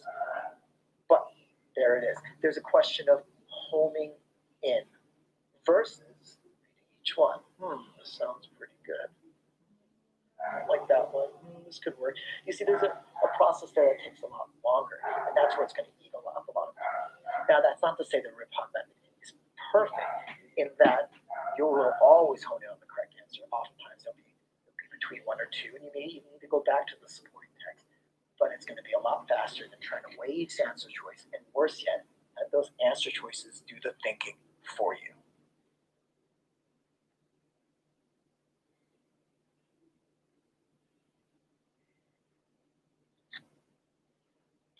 In this video, we will talk about common answer traps in reading comprehension questions. Basically, you'll come out of this video understanding what makes a wrong answer choice wrong. So, some different kinds of wrong answer choice traps you can expect. The first one is subtle, but what the test writers will do is they will take words that are from the relevant part of the passage in which you're going to answer the question. They're going to take words from there, and they're going to kind of twist them around and come up with a meaning that isn't in the passage. The reason why this is a trapped answer is a lot of students gravitate towards the familiar words. So it's not just this word salad, but it's the actual meaning of the words apart that are going to give us the right answer. Another answer trap is even more subtle. Every question, but when it does show up, it can easily trick you.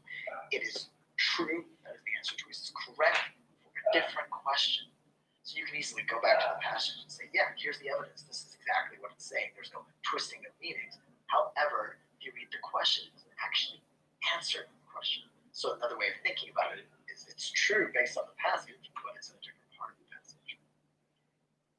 Then, as far as true goes, we even have the broader, it's true, but it's not actually mentioned in the passage. It's almost commonsensical. It's a thing that most people know about the real world. And so we gravitate towards these answer choices, forgetting that our answer always has to be backed on the specific information in the passage. The wrong answer trap is what I like to call the rotten spot. You know, when you buy a fruit, you typically make sure to look at the entire thing. So if I'm holding up an apple, I'm not just going to look at the shiny red part right in front of me. I'm going to want to make sure the entire apple is red and shiny. So what I'm going to do is I'm going to hold it in my hand and I'm going to turn it around. And that parallels what we should be doing with the answer choice. Reading every single word, not just half of the answer choice and saying, oh, that sounds good, I like that, or even every word except for one, because all it takes is that one word to make the answer choice wrong. So be prepared for that. I should also mention that sometimes the answer choices are just flat out wrong. And you're not going to be spending your time going through all five of them very carefully. Oftentimes there's just two or sometimes three that are tricky. So the other two are usually just flat out wrong. Okay, let's take a look at a question here behind the strategy. First off, this question is based on this passage here, so you might want to pause the video and read that. Okay, let's look at the question. The passage mentions how both hemispheres of the brain respond to injury in order to do what? So we look here, and we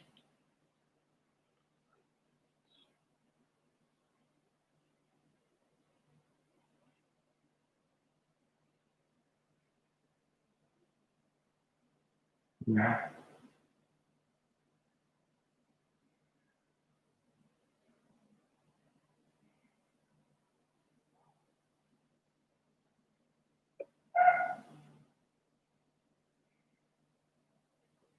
You go down to the answer choices, and as soon as I get to A, you should say, hey, Chris, you just did something wrong. You didn't answer the question in your own words. And so you can see how important that is. And whenever we're dealing with these questions, even if you know the wrong answer choice traps, always make sure to sentence your hemispheres. No, it's that. Let's look at B. Show that brain plasticity is not limited to one factor. It's not limited just to myelin regeneration, but to how the hemispheres communicate. So therefore, we have our answer. But we're going, of course, for wrong answer traps. So let's look at the other answer choices. Suggest that ODs might have a role in how the two hemispheres work. Now you can see that it's a little tricky because I'm throwing in the word OD. Well, we go down. Actually, that's giving us an example of the hemispheres and of that plasticity in the hemispheres. E, question the connection between ODs and the speed at which myelin is replaced. So what's going on here? Well, we have the idea that sites. So it's a part of the passage. You can actually find them in the passage, but they don't answer the specific questions. It's important to simplify your own. This is what I've come up with. Knowing how much human brain relies on both hemispheres is not a strong basis for knowing how OD is related to plasticity because, so I've taken this word explosion up here and made it a little bit easier. So make sure you read answer rule in how the hemispheres need that through about of, because I'll better end it because it was in the area of your answering these questions. You answer one question, you answer two questions. On that third question, you're bringing information from the other questions. It's kind of lingering in your head. So you have to be very careful. So B sounds great, but it definitely doesn't answer the question. Remember, we've already answered the question ourselves. It has to match up. The human brain is too complex for scientists to understand. This falls in the realm of, wow, commonsensical. I think we can all agree just how complex the brain is. Again, not based on this passage, and it's not the answer to the question that we are answering. Let's look at D. ODs might be involved in how the brain uses both hemispheres. Correct answer. Okay, so let's a more general level. The one that is pretty time consuming. It's really when you come down to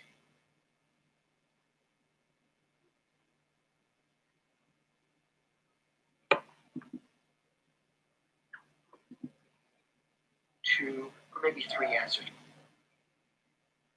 This video is about the primary purpose of the passage, or why did the author? It's because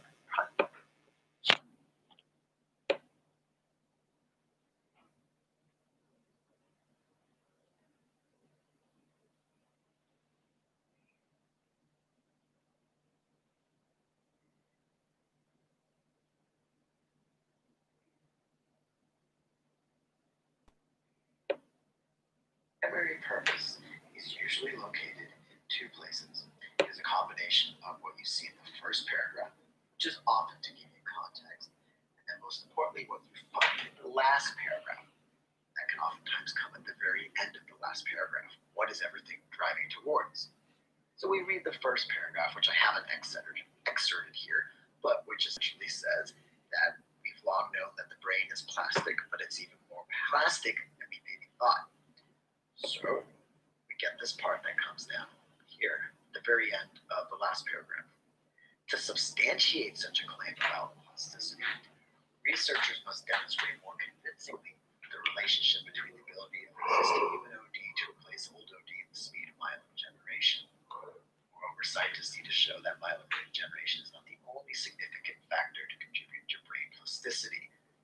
In other words, the primary purpose is to evaluate the study and then tell us that they're on the right track, but more needs to be done. So discuss possible findings and ways in which those findings can be made more valid. Now it's really important that I come up with the primary purpose in my own words. The reason it's important is that answer choices are crafted in such a way that they easily distort our thinking. I oftentimes say don't let the answer choices do the thinking for you.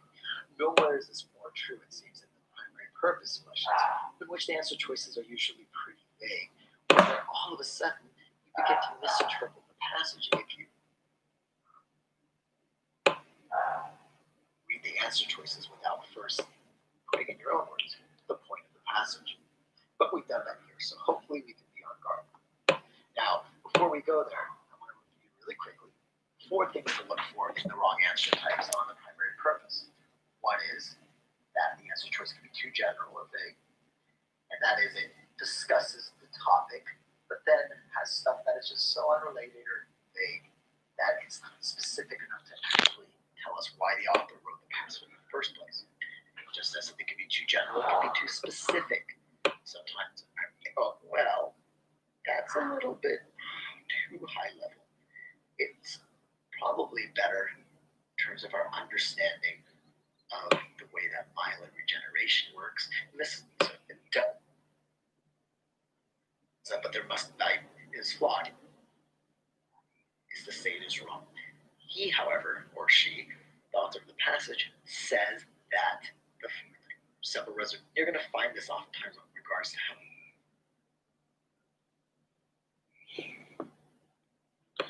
That's the one, man. the brain is able to grow and regenerate. You can argue the brain's plasticity overlaps a lot of that regeneration after trauma. But wait a second, propose a theory? He actually evaluates a theory. He doesn't propose a theory. Therefore, it confuses it. This video is throughout the entire passage. Now, the reason I was able to hone in on this is because the primary purpose is usually located in 2 places. It's a combination of what you see in the first paragraph, that they easily misinterpret the passage. If you read the answer choices without very permanent ability thought and primary question, that what is mutual. This being how the brain is, and of course,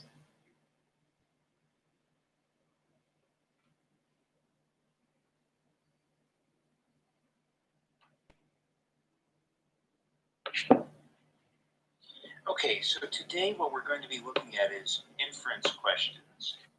And inference questions can be identified by a number of common key phrases that you can see here. Make note of those phrases because they'll help you recognize inference questions on test day. More importantly, though, let's talk about what inference questions really do and require of you.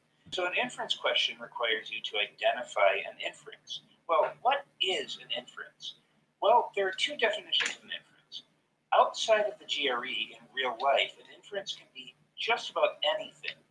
Anything that you think might be true based on information you've taken in. So that's the real life definition of inference. Now, as you may have noticed, the GRE is not real life. And of course, the GRE has different rules for inferences and what counts as an inference. So in GRE reading comprehension, when you're asked to identify the inference among answer choices, an inference is something that is not directly stated in the text. So an inference will never simply be a restatement of something in the text. At the same time, so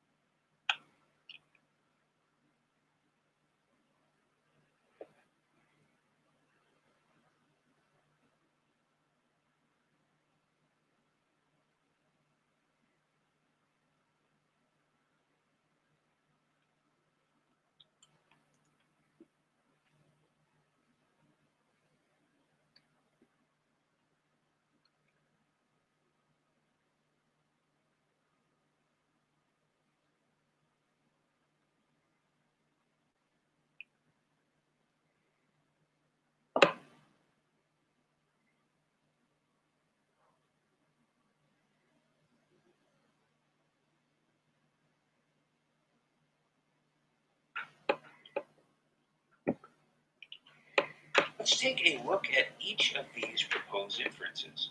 The first one, Galileo's telescope was too small to detect the motion of any planet. So the station must have a difference against observed Neptune.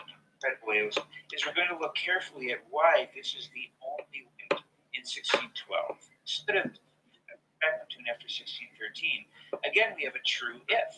This is true if Galileo's drawings were interpreted. So, welcome back. Okay, so the newly proposed inferences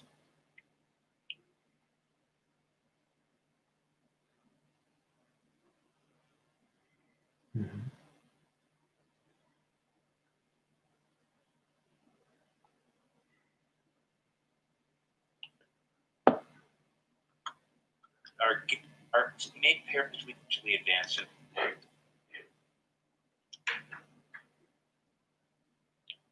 It doesn't mention or say anything that technology today would have done better. So while you can infer this, you're inferring that technology today is better than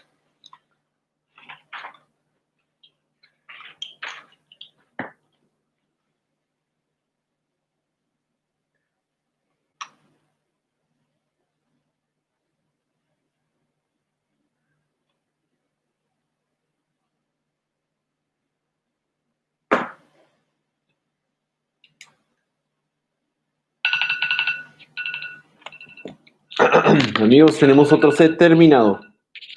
Let's go. Ok, descansen otros 5 minutos. Ya llevamos 2 horas de estudio efectivo. Let's go. Qué bueno, ¿eh? Llevamos bastante, ¿eh? O sea, son 2 horas bien hechas, bien aprovechadas, vamos bien. Yo le voy a dar 1 hora más. Para los que gusten acompañarme, con mucho gusto aquí los espero. Pero vamos a acompañarnos. ¿Qué escucho de fondo? Normalmente escucho música clásica porque se ha demostrado que aumenta la concentración o lo-fi. No es lo único, solamente trata de que sea como una música de fondo, no tanto como alguna letra, una canción que te guste porque las letras te distraen. Pero es lo que escucho, Eric. Queda pendiente de tu clase, ¿eh? Ok, amigos, vamos muy bien, ¿eh? Ya tenemos 2 horas de estudio muy efectivo. Vamos a ir por 3 hoy. Solo 3 hoy porque tuve muchos pendientes hoy y pues tengo cosas que hacer después. Vamos a darle una media hora más. ¿Cuánto debería leer un estudiante de medicina? Pues depende, ¿no? Lo que tú puedas. Yo llegaba a leer 2, 3 horas, pero también había días que leía 5 o 6. Depende de la cantidad de pendientes y cosas que tengas que hacer. Es muy a tu ritmo. En realidad no es como que tienes que leer mínimo, no sé, 6 horas, ¿no? O sea, hay días que, yo creo que mínimo 2, o sea, creo que se me hace correcto. Mínimo 2 se me hacen más o menos aceptable. Pero en promedio yo recomiendo de 3 a 4. Obviamente descansando, ¿no? Y acuérdense que después de cada 4 pomodoros, o sea, ahorita ya nos tocaría un descanso de 25 minutos. ¿Eh? Pero yo no lo voy a hacer. Pero en teoría, cada 4 pomodoros son 25 minutos de descanso. O sea que ahorita tendríamos media hora de descanso, pero es que hay un amigo por allá. Solo que ahorita pues no, porque pues tenemos que aprovechar el tiempo. Pero en teoría son 4 pomodoros, descansamos media hora y así le repetimos. Pero yo ahorita lo voy a seguir porque pues tengo que seguir con mi vida. Así que descansen ahorita. Ah, cierto. Lo siento, no puse mi flashcard. Ahí está. 5 minutos de descanso. Regreso, amigos.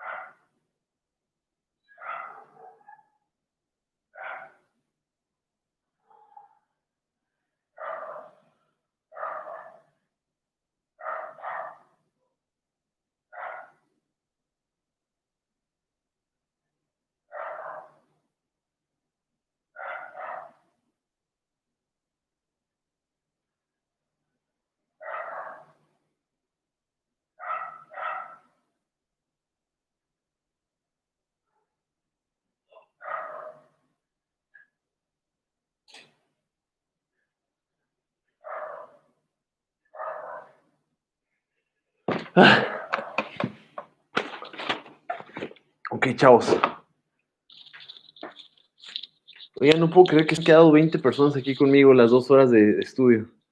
Han sido buenas sesiones, ¿eh? Ok, amigos. Venga, vamos por otros 2 sets y ya. Terminamos por hoy. Yo la última media hora voy a leer un libro recreativo. Se lo voy a mostrar. Que es esta. Es mi libro que trato de leerme ahorita. Se llama The Deep History of Ourselves. Pero se los chismeo luego. Sigamos. Let's go.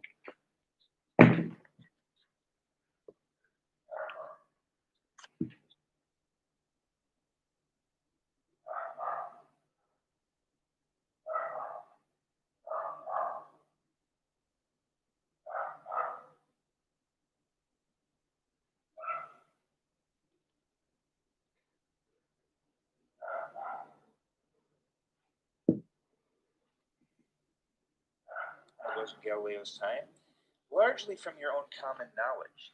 You looked at 1 year in the passage, maybe 2 years, and you said, oh, we must be much more advanced by now. But you're inferring that from your own wisdom, from your own common knowledge, and not from the passage. So, common sense, or common knowledge, this also is not an inference. Remember, you want to infer something directly from the passage, a logical extension of the passage, not a logical extension of things you know, even if what you know is as basic as a GRE reading comprehension really into how things change over time. So neither of these are valid inferences. And this is another way the GRE will try to. First idea is that you don't want the correctness of an inference to hinge on an if. A GRE reading comprehension inference is not correct if an unstated assumption is true. The other big idea is that you do want the correctness to hinge on it because you want to base your correctness on a concrete cause and effect reason. A GRE RC inference is correct because the passage directly states a certain thing is true, and the inference must also logically be true based on the stated fact. Big idea number 3, an inference is not a paraphrase. It's not just a paraphrase of a stated fact, but is instead a logical extension of a statement the passage makes. And then, big idea number 4, infer only from the passage. You don't want to use outside knowledge, even if that outside knowledge is obviously true. So, to recap, no ifs, focus on becauses. Sir? Wait. Right, welcome back. Let's take a look at the answers.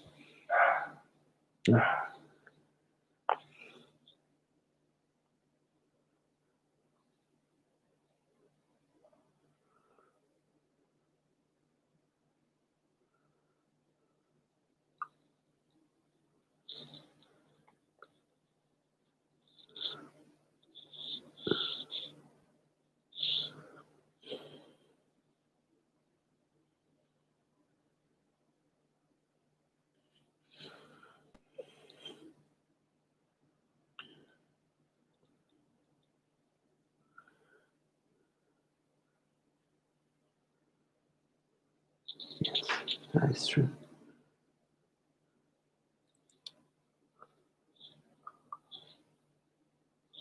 Oh.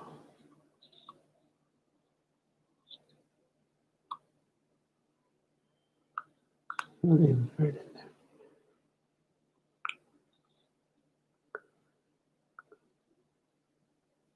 Well, that's just a statement. It's not a phrasing. It's not an inference.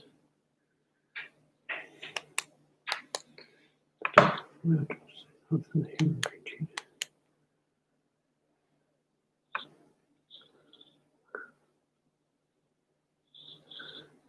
We don't know that. Yes, I'm thinking. Then we will look at. Yeah.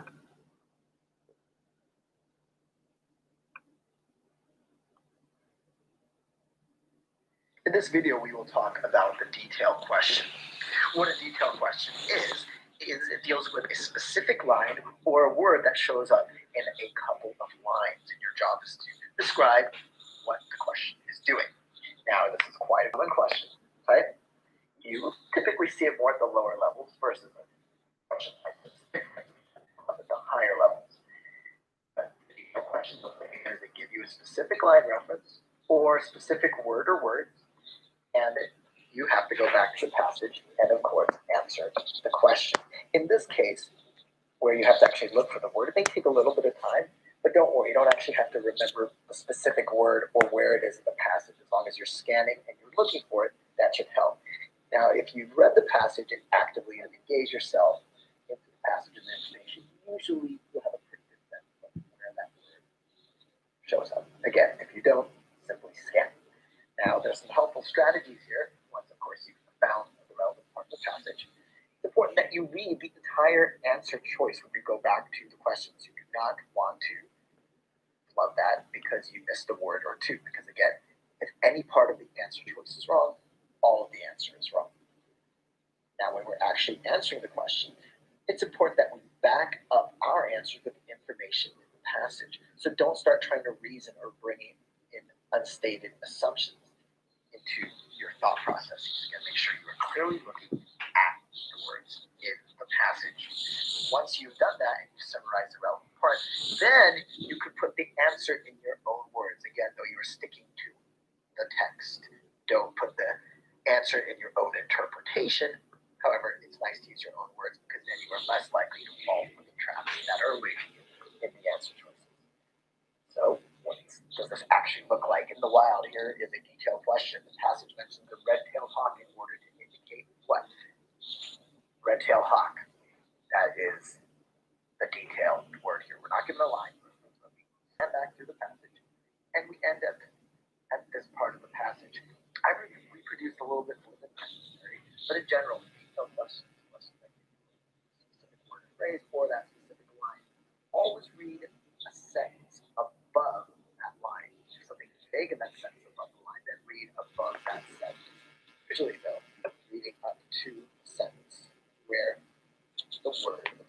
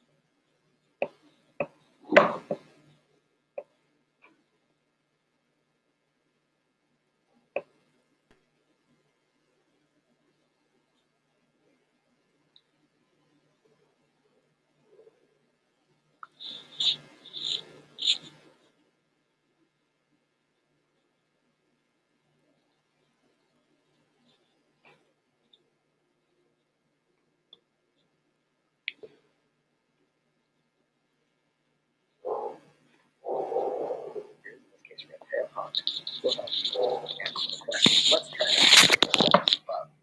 For the most part, they, that's confusing. Again, they're scientists, found a consistent relationship. Dinosaurs grew not nearly as fast as modern day endotherms were not nearly as slowly as peas, which all reptiles are. So we know dinosaurs did not grow as fast as modern day reptiles. That's not why the reptiles grew.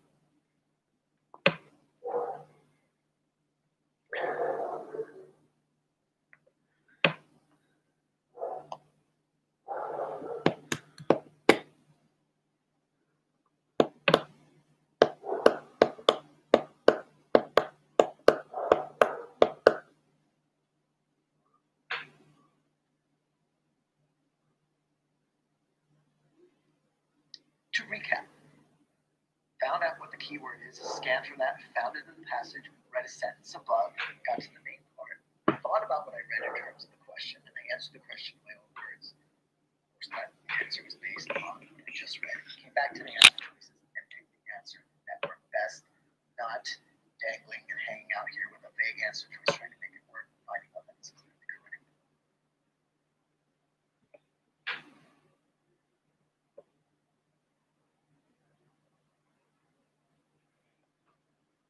In this video, we will be dealing with the vocab context question, which I've reproduced right here to tell you, give you a sense of exactly what I'm talking about. Here's the vocab. It's taken passage, hence there's quotation marks around it. Second, we'll actually go through this question and excerpt the relevant part of the passage. But here, of course, is the format, and it's important to note that this question type occur with the same frequency in the easy, medium, or hard sections. You should definitely be prepared for it. There probably won't be more than 2 per verbal section, but they will definitely be 1.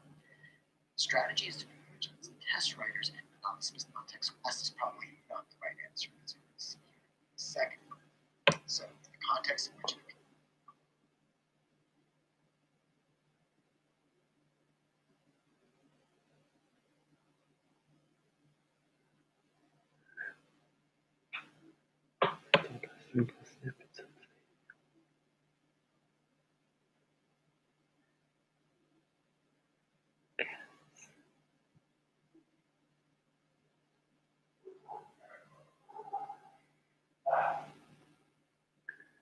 Of course.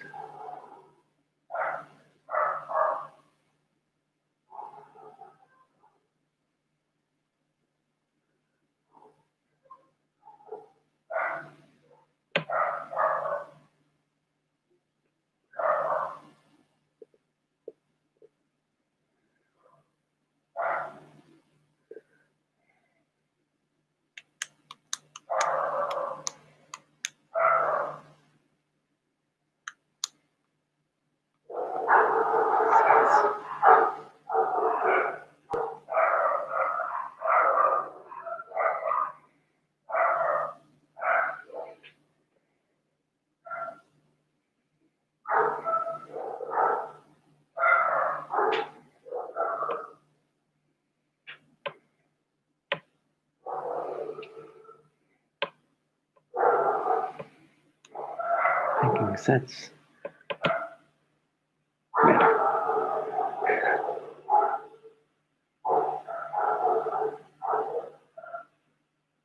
Yeah.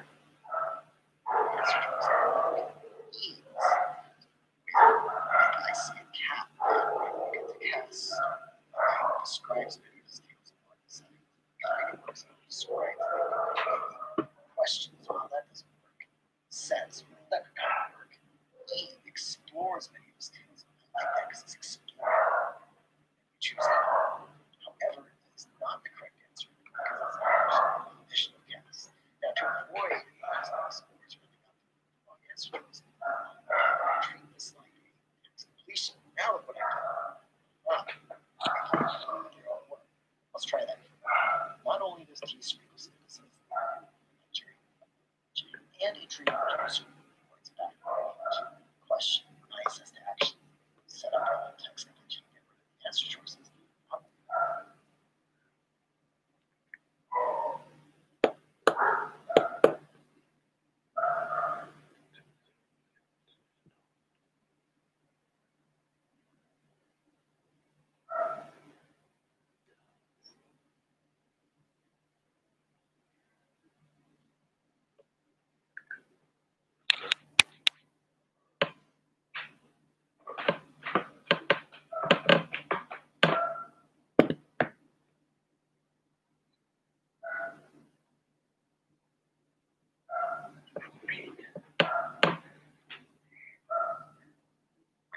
To get used to the version. It's not them. But what are we looking for? We are not looking for a word that describes a general context, but the sentence specifically right there, that word, and what word needs to go there. It is wrong or inappropriate, and that's how you work these question types.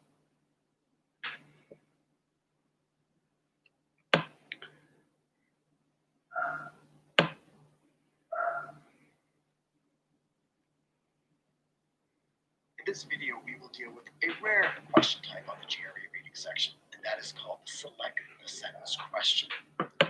This question type does not have any answer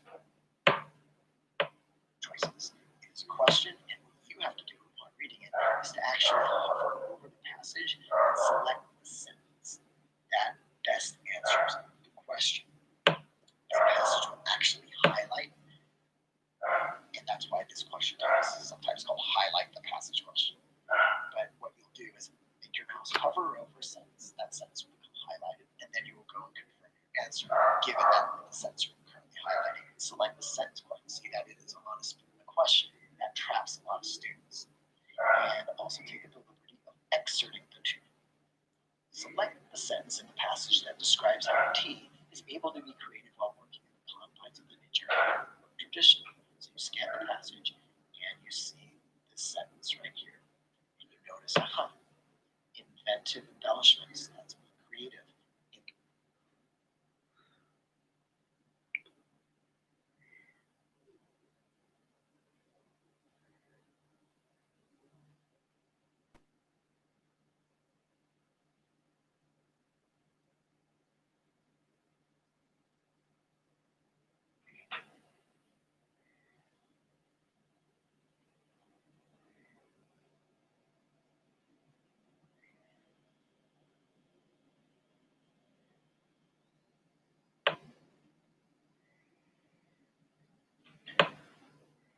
Working is able to do so, not the fact that he actually does so. So what specific examples do we have of this sentence? Therefore, we read the next sentence and we find out that due to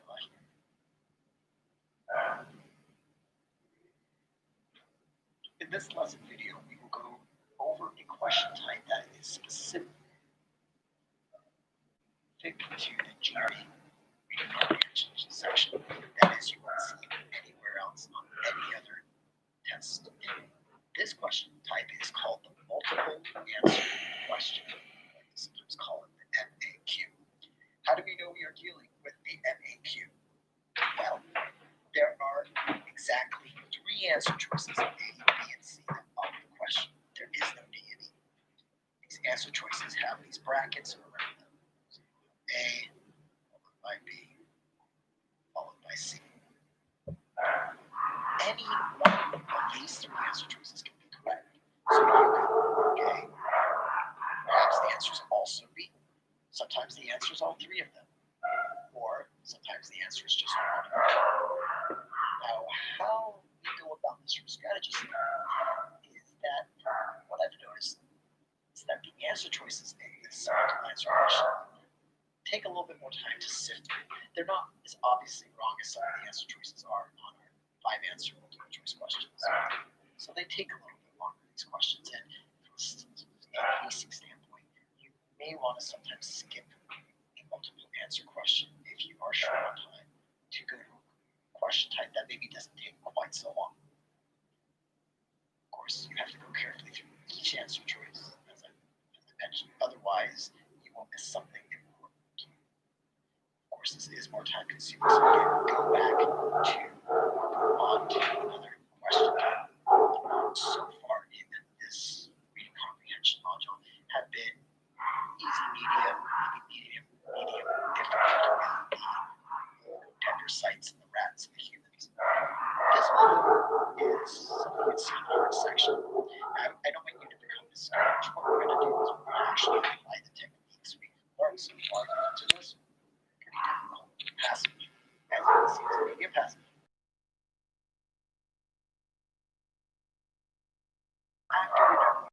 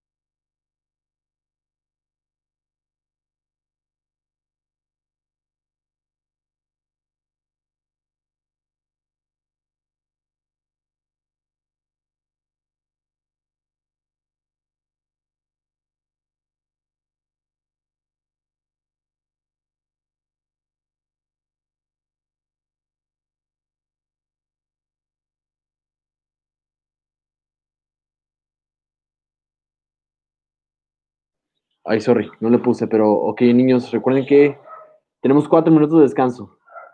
Ah, sorry, es que lo tenía en mute, lo tenía en mute. Pero sí, ya tenemos ahorita 5 sets, tenemos 3 horas, 2 horas y media de estudio efectivo. Chido. Acuérdense que al final vamos a hacer una especie de recuento de quienes se quedaron aquí y sobrevivieron las 3 horas. Tenemos según 19 conectados. Ok, aprovechen, descansen los últimos 4 minutos y pues ahorita regresamos, ¿sale? Y sorry por los perros.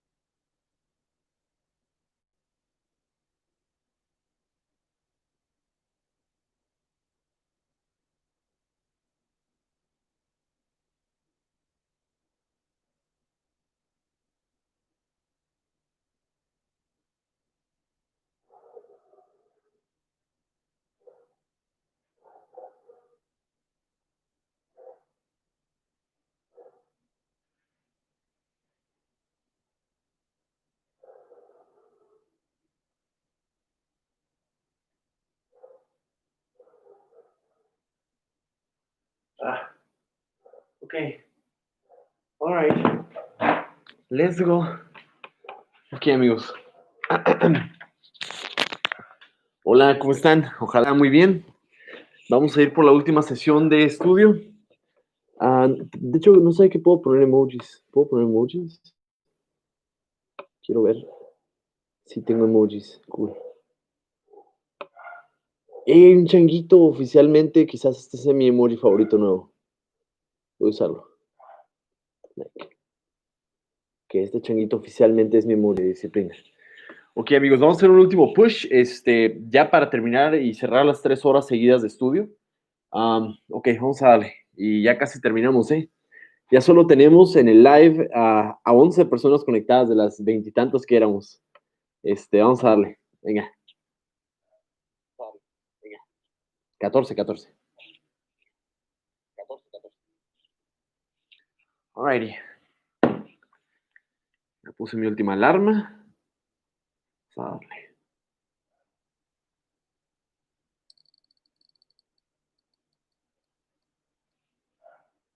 Oli Luis.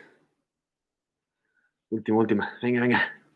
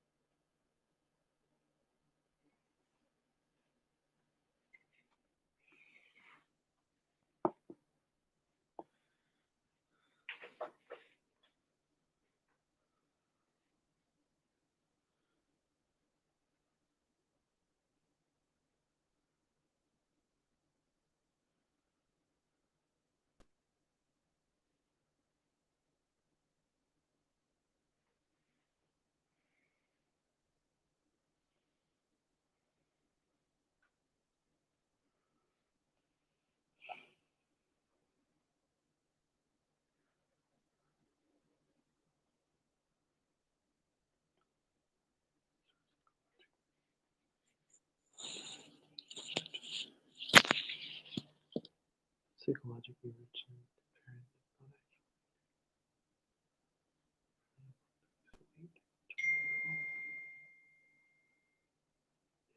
Help them protect your mental wellness more than any other creature.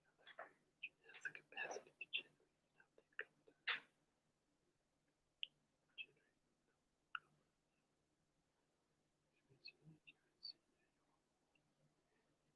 conscious states.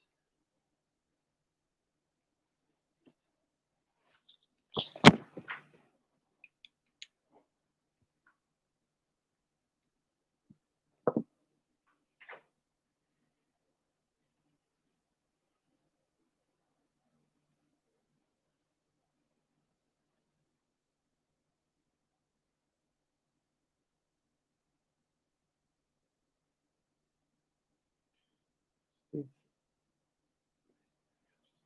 of social protection based on prior memories. These have been higher order states depend on memory and will follow us much the rest of the book.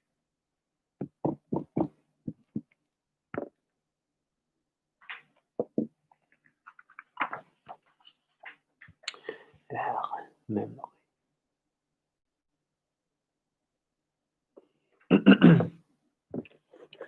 Quedan 5 minutos, niños. 5 minutos más y terminamos.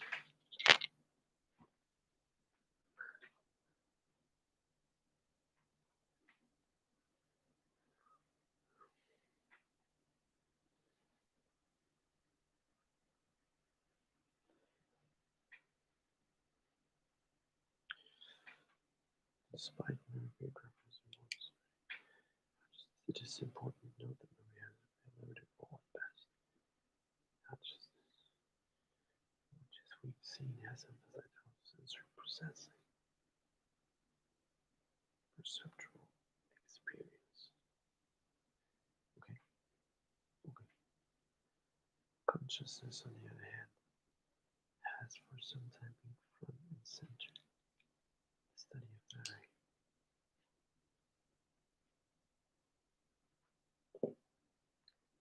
The whole fucking book.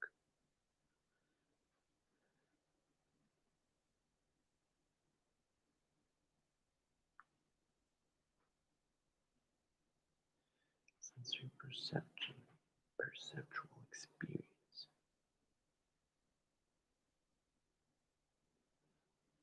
Experience. Essentially more than one.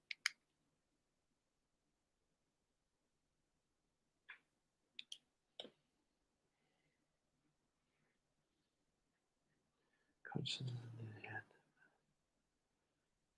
centered memory.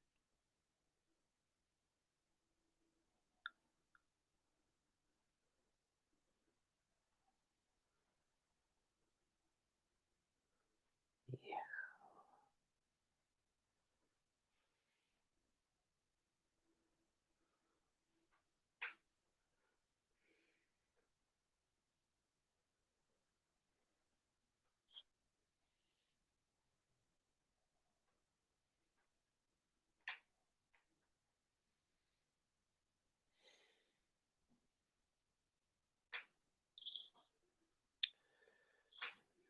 Conscious awareness and memory described as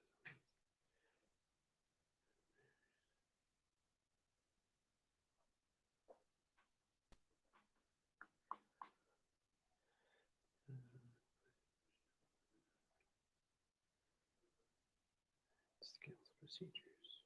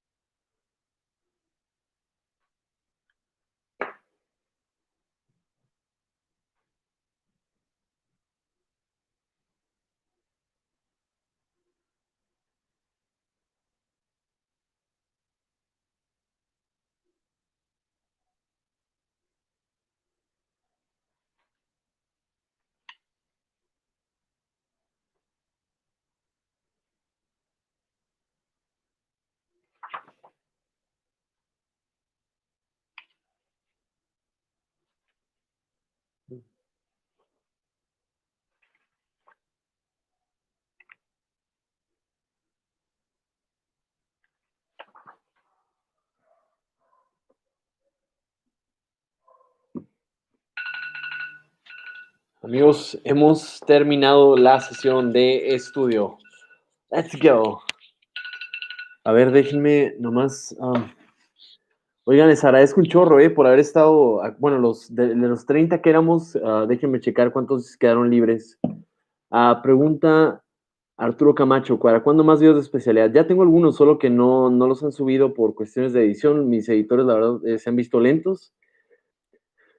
Debería estar estudiando, sí, pero mejor lo verá él. Melissa Olvera: ¿qué está estudiando? ¿Para la ENAR? No, estoy estudiando para mi examen de maestría que tengo próximamente.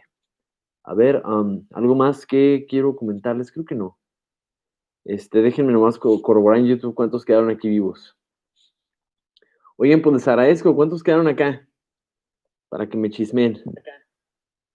Dice que tenemos 16 personas activas. Pues bueno, les agradezco mucho por haberse quedado las 3 horas. Yo creo que lo voy a dejar grabado. Creo que es algo que haré seguido. Sí me gustaría que retomáramos estas sesiones seguido. Pues les agradezco mucho por toda pues el tiempo que me dedicaron a estos estudios grupales. Yo creo que los haremos con más frecuencia.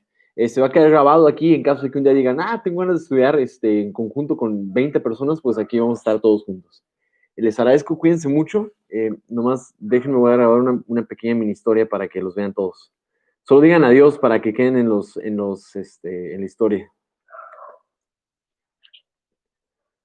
Hola, solo quiero hacer constar que estudiamos 3 horas seguidas con todos mis amigos. Aquí se encontraron de los 30 y tantos que éramos, persistimos como 15. Bueno, somos 19. Pero bueno, aquí lo voy a dejar grabado en YouTube en caso de que alguien quiera regresar. Adiós. Yo creo que mañana hacemos la siguiente sesión, Ricardo. Pero gracias por estar, Nos vemos yo creo que mañana más o menos como a la misma hora, yo creo. Y gracias. Nos vemos. Bye. Un abrazo a todos.